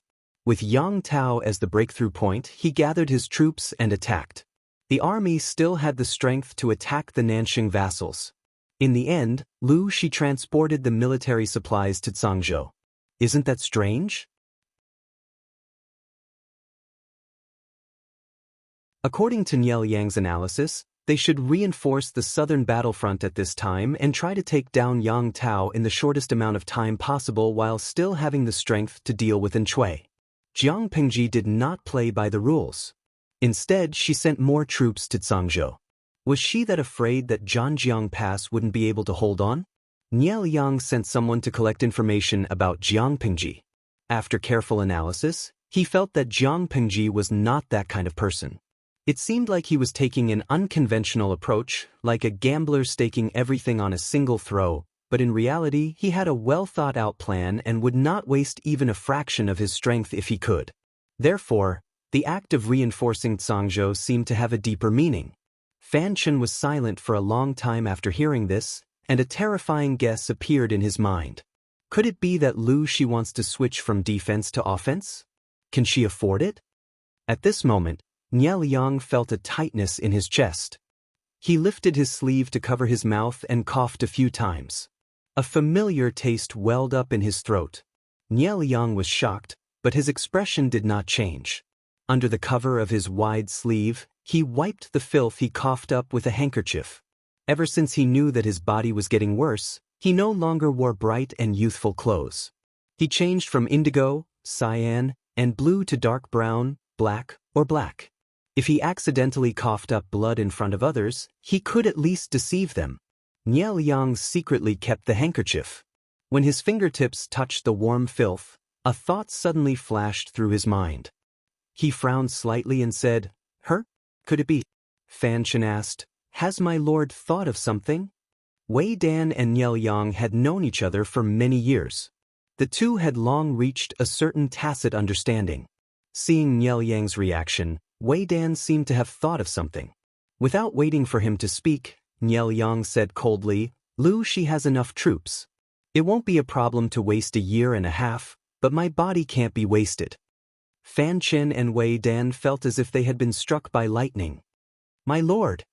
Niel Yang waved his hand and said, the original plan was to use surprise troops to break through the gate of Zhanjiang Pass in the shortest time possible.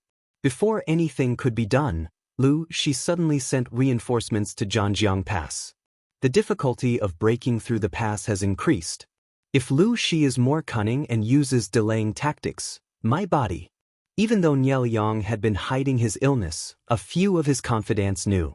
If they didn't know that Niel Yang would suddenly die one day, there wouldn't even be someone to stand up and stabilize the situation. Wei Dan immediately said, my lord is in the prime of his life. He will definitely live to a ripe old age. Niel Yang laughed and said, I know my body. If Lu Shi has this idea, Sun Wen will have to deal with it carefully. Fan Chen gritted his teeth and said, Sun Wen is someone Lu Shi can use. It's better to kill him and end all troubles. Niel Yang shook his head. Sun Wen couldn't be killed yet. Killing him would easily alert the enemy. Who knew what that lunatic Jiang Pengji would do next? Niel Yang said, there's a change in the plan. Zixuan, send someone to Bianzhou to fetch Dalong. Be discreet. If Niel Yang's body really couldn't take it, the army would definitely be in chaos. Nie Qing could still stabilize the situation here. Most importantly, Nie Qing held the military power in his hands. The Nie clan wouldn't dare to act rashly. Niel Yang thought about it carefully again and found that he didn't miss anything. Then he changed his clothes and asked someone to apply some makeup to enhance his complexion. It was normal for Niel Yang to do so. Moreover, Sun Wen couldn't stare at his face. The meeting this time was less tense, but the atmosphere was more solemn than the last time. Sun Wen returned empty-handed, but he wasn't discouraged. He couldn't take advantage of Niel Yang, but he could deal with others. He returned to the tent and waited for a while. The attendant who escorted Sun Wen wanted to see him. Sun Wen said in a low voice, how's the investigation going? The attendant also lowered his voice. I chatted with the soldiers in the kitchen according to your orders. I really found some clues. In ancient times, being a soldier wasn't an honor. Many soldiers were forced by life to the point where they couldn't live anymore. That's why they became soldiers and went to the battlefield. Even if the Nie clan was rich and overbearing, it was impossible to feed every soldier with military rations. Many people only ate about 50 to 60% full. After a long time, except for the elite troops, many soldiers became sallow and emaciated. The attendants weren't treated as well as Sun Wen. They were arranged near the soldiers and ate the same as ordinary soldiers. They didn't eat their fill at every meal. He followed Sun Wen's instructions and got close to the cooks in the logistics department. While chatting, he found that there were unspoken rules in the logistics department. The logistics department had a lot of money. Many of the soldiers in charge of the cooks could eat until they were fat. The happiest one was Niel Yang's cook. Why was that? The soldier in charge of the logistics department complained, look at him. He eats like a pig's brain. The attendant laughed. He's indeed a little fat. The soldier said, hey, isn't it rice to feed people? The attendant said, isn't it the same wheat rice? The soldier said, how is that? The rice that the nobles don't eat is eaten by him. That's why he's like a pig's brain. The attendant said, the nobles have to eat too. How much will be left after eating?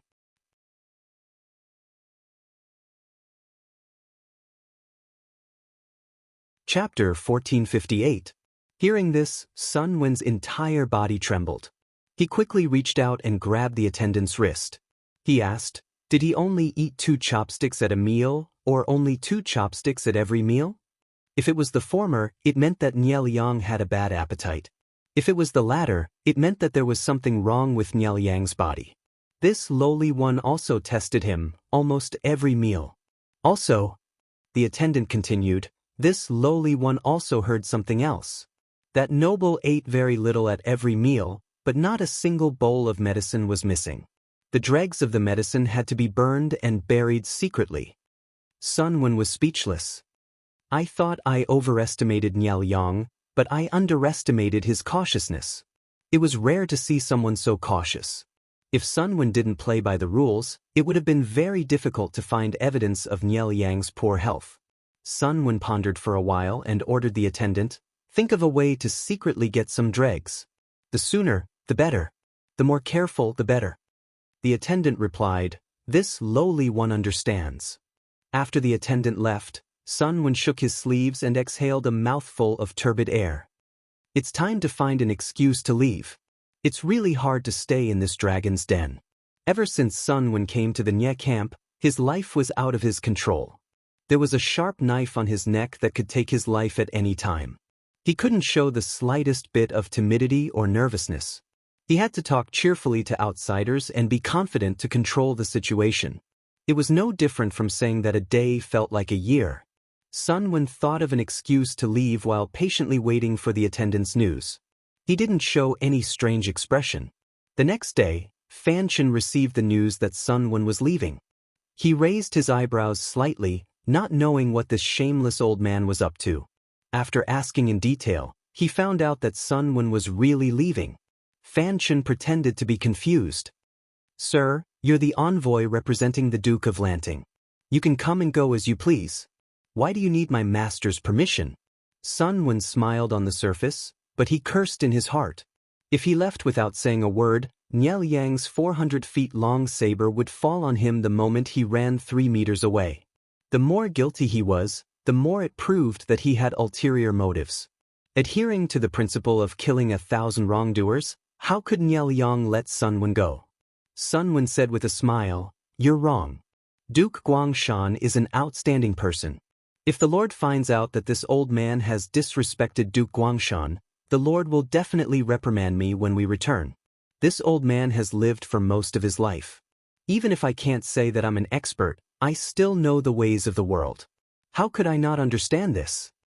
He was very anxious, but on the surface, he looked very relaxed, as if he would leave as soon as Niao Yang let him go. "I feel like old friends with you at first sight. I can't wait to drink with you and talk through the night." Fan Chen probed again. "It's a pity that I'm busy with worldly affairs and don't have a chance to get away. Why don't you stay for a few more days? Could it be that our army did not treat you well and neglected you?" 2 days ago, Sun Wen had treated Nye Ying as his home, but today, he said he wanted to leave. How could it not arouse suspicion? Fan Chen had been ordered to probe Sun Wen, but he had failed to dig out anything useful. Naturally, he wouldn't let this matter rest. Sun Wen had a smile on his lips, but it didn't reach his eyes. He said to Fan Chen, "You and I each serve different masters, right?" Fan Chen nodded and said half-truthfully, "It's a pity. One day, I want to be an official in the same court as Zai Dao." "Perhaps there will be such a day," Sun Wen retorted nonchalantly. He said, "Since we each serve different masters, then you should be clear of this old man's position. Now that I'm still eating the fortune given by the Lord, I'm naturally doing my part. The 2 armies are about to go to war, and this old man's mission as an envoy has been completed. Duke Guangshan's attitude is clear, and it's obviously impossible for him to retreat. Why should this old man stay? Could it be that he would stay in Nye Ying and accidentally injure him when our army attacked?" Sun Wen's reason was beyond Fan Chen's imagination. The latter thought that Sun Wen would find a fancy excuse. Unexpectedly, the other party was so straightforward that Fan Chen had nothing to say in response. Yes, both of them served different masters, and the 2 armies were about to go to war. What was the use of Sun Wen staying in Yang? Fan Chen restrained the stiff smile on his lips and said seriously, "This one will inform the Lord of this matter as soon as possible." Sun Wen cupped his hands and said, "Thank you, thank you." Fan Chen brought the message to Niao Yang, but Niao Yang didn't release him immediately. Instead, he deliberately delayed it for a night and secretly sent people to keep an eye on Sun Wen and his men to see if they had any strange reactions. If they were in a hurry to leave but were detained, there would always be a flaw in their anxiousness. Unexpectedly, Sun Wen kept his composure and didn't reveal any flaws for the entire night. The next day, he did what he was supposed to do and was once again picky about the food in the camp. On the evening of the 3rd day, Liang really didn't find anything and finally let them go. Fan Chen personally led the troops to send them off. Seeing this, Sun Wen's heart turned slightly cold, but he still looked calm and composed without any flaws. Even if you escort a gentleman for 1,000 miles, you'll have to part in the end. Farewell. The surroundings were overgrown with weeds. It was vast and barren, making people feel a chill for no reason. Sun Wen smiled and cupped his hands to bid farewell to Fan Chen. He stepped on the stool and entered the carriage, secretly instructing the coachman. Walk slowly. There's no need to rush. Send people to keep an eye on the people behind.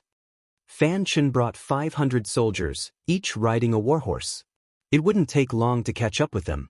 If Sun Wen hurriedly drove the carriage away, Fan Chen would catch up with him with his men and kill him on the spot. Even without lifting the curtain of the carriage to look back, Sun Wen could feel a pair of scorching eyes locked on him. He raised his hand to touch his chest. Not only could he feel a strong and active heartbeat, but he could also feel a small bump. The attendants had secretly obtained some medicinal dregs by bribing the kitchen soldiers. Sun Wen didn't dare to put the dregs in his carry-on luggage. Instead, he wrapped it up and stuffed it into the inner lining of his shirt. He noticed that someone had secretly touched their luggage last night and the night before. Even though he was very cautious, Sun Wen still found some clues and became even more nervous. Advisor, they're still following. Sun Wen's heart skipped a beat. He asked, how? The coachman said, they stop and walk. It doesn't look like they're going to kill anyone. Sun Wen said, pass down the order. Don't act rashly. Just pretend that they don't exist and move forward at this speed. Although he said so, the enemies behind them were like the black and white impermanents holding the soul-binding chains, floating quietly beside them. Who wouldn't be nervous? After following them for a quarter of an hour, Fan Chen found that Sun Wen was still able to keep his composure. Most of his doubts disappeared. Let's go back. Fan Chen sighed. If we're fated, we'll meet again. He covered up the fact that he followed Sun Wen and planned to kill him with a cloth. He didn't want to kill Sun Wen. He just couldn't bear to part with his good friend, which was why he kept stopping and seeing him off. Go! Fan Chen turned his head back to take a look, then unwillingly turned his horse around.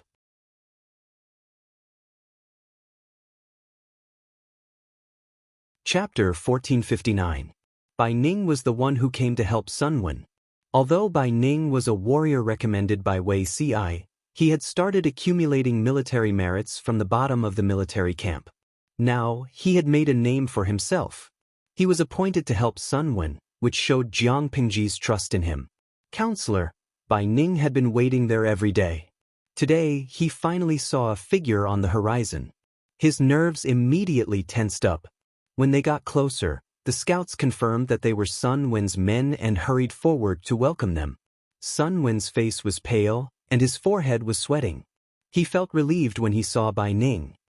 Where is the Lord now? Sun Wen stepped on the stool and realized that his legs were weak. His shirt was drenched in sweat. He could not help but smile bitterly. He was old and could not take fright. After the confrontation, his heart was in his throat. He was sweating all over, but he finally calmed down. The Lord is discussing in the tent. Bai Ning saw that he did not look well and said, Counselor, why don't you rest for a while? You look. Sun Wen was an old man in his 50s. Even though he ate black sesame every day to maintain his health, most of his hair had turned gray. The wrinkles on his face were getting deeper and deeper. After the shock, his face was as pale as a sheet. He looked very scary, as if he would faint in the next second. No, I can still hold on. General, you don't have to be so careful. Sun Wen rested for a while before his weak legs regained their strength. Looking at the familiar flag fluttering in the sky above the camp, an emotion called peace gradually welled up in his heart. Sun Wen took a deep breath, shook his long sleeves, and returned to his usual appearance. Grandfather. Before entering the commander's tent, Sun Wen heard his grandson Lan Lan's voice. He looked in the direction of the voice and saw that his grandson, who had become much darker, smiled at him. Why you here? Sun Wen frowned. Although he spoiled his grandson, he knew the situation. This was the military camp. To Sun Lan, Too much spoiling and care was definitely not love, but harm. Sun Lan stepped forward and bowed to Sun Wen and Bai Ning. He smiled and said, "I'm working here." Because of their age, Jiang Pingji threw Sun Lan and Feng Yi to deal with trivial matters. Although they were all trivial matters, they could also be used to train them.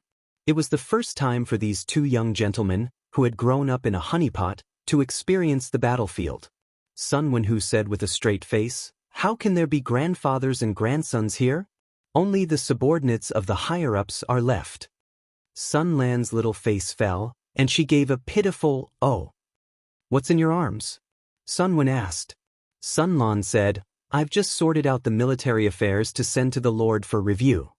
The corner of Sun Wen's mouth twitched. It took him quite a while to restrain the urge to give his grandson a piece of candy. "Hurry up and go," Sun Wen said. "Since it's a military matter, it must be sent to the Lord's desk as soon as possible, no matter how urgent it is." Sun Lan had never seen such a stern grandfather before and was immediately intimidated. She hugged the stack of documents in her arms and jogged to the commander's tent. Sun Wen gritted his teeth and said resentfully, "This kid, fortunately, it was just an ordinary military matter. If it was a major military matter, this brat would have committed a grave mistake." Bai Ning said, "Why are you so angry, counselor? This general has heard that the previous lord also praised Sun Xiao Langjun and Feng Delang. Although the two of them are young, they are very disciplined in handling matters. If they train for a few years, they will definitely become capable officials." Sun Wen said, "Capable officials? Capable officials are not cabbages sold on the street. Lan Lan is still far from that." Bai Ning smiled and said nothing. The two entered the tent one after the other. Jiang Pingji was indeed in a meeting. Sun Lan was sitting in a corner and listening carefully. Feng Zhen's son, Feng Yi, was sitting in a corner behind Jiang Pingji and was recording something. Feng Yi was recording the contents of the meeting, such as who said what. He did not need to miss a word, but he could not deviate from the original meaning. Sun Wen stepped forward and bowed. "Greetings, my lord. I was fortunate enough to not disappoint you and have returned with important evidence." Jiang Pingji naturally remembered why Sun Wen had gone to the Nye camp. She hurriedly asked, "What's the result?" Sun Wen took out a small bag of medicinal dregs and said, "According to my many investigations, Nye Liang's body is already like an arrow at the end of its flight. He eats less than half of a normal person's 3 meals a day. Apart from that, he must drink a bowl of medicine every meal. This is the dregs after the medicine is brewed. How much is half of a normal person's diet? A normal man needs to eat 1.5 to 2 caddies a day.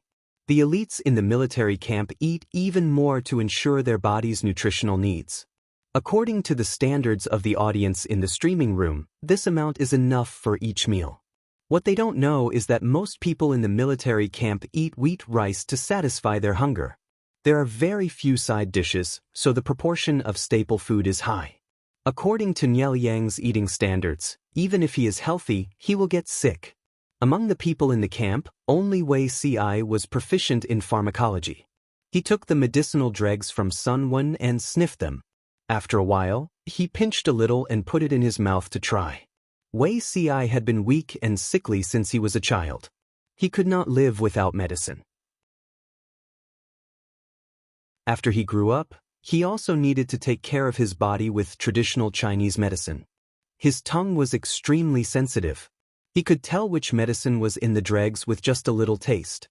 Wei Ci borrowed a pen and ink to copy the medicine in the dregs and passed it to everyone. The medicine is fierce and the dosage is extremely heavy. If it is for treatment, taking it a few times is enough. However, it is said that it is to prolong his life with strong medicine.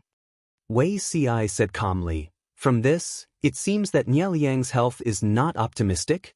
Qiguan Rang did not understand pharmacology, but he knew that there were a few medicines that would not appear in the regular prescriptions because the medicine was too fierce.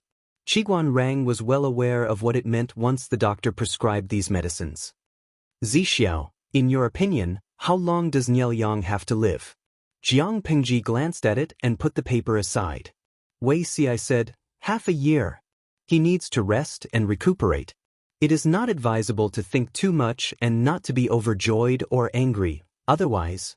It is not advisable to think too much and not to be overjoyed or angry. Jiang Pengji curled her thin lips and said with a smile, "This seems a little difficult." Wei Ci pursed his lips and did not speak. "Oh Shiji, I've confirmed it with your eyes. He is not someone to be trifled with." Hurenren, sinister face.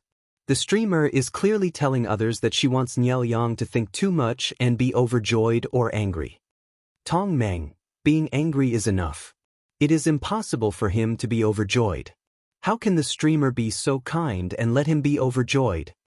Looking at this scene, many of the salted fish faintly had the illusion of taking the side of the evildoer. Blue drawer. Every time I see the streamer smile like a villain, I suspect that she is actually a villain and does not leave the protagonist a way out.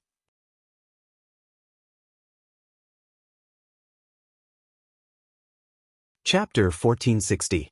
Jiang Pengji glanced at the bullet screen and found it funny. Not to mention carrying crystals, even if she carried spring water, she could still defeat the so-called protagonist. Zaidao is convinced that Niel Yang will die soon, so let's discuss how to make him overthink and shocked and angry? Jiang Pengji said with a smile. Feng Yi, who was taking notes, shook his wrist. The ink on the tip of his pen dripped onto the paper, forming black spots. Do I have to record this too? Feng Yi's expression showed that he was struggling. Seeing that his uncle was used to it, he chose to record it truthfully after some hesitation. If this content was passed down to future generations, his lord's noble image would be destroyed. He might even be labeled as sinister and cunning. Feng Yi's pen flew as he carefully recorded everyone's words and expressions. The more he listened, the more puzzled he became. When the meeting came to an end, Feng Yi privately asked Qiguan Rang, "Military counselor, there's something I'm not clear about." Before Feng Yi went with the army, Feng Zhen secretly asked Qiguan Rang to take care of him. He also told Feng Yi that if there was anything he didn't understand, he could ask Qiguan Rang for help. Feng Yi naturally wouldn't waste this opportunity. Qiguan Rang gently waved his jade fan and opened his eyes slightly. He asked, "What is it that you don't understand?" Since Niel Yang doesn't have much time left, why don't our army defend Zhangjiang Pass and delay for half a year?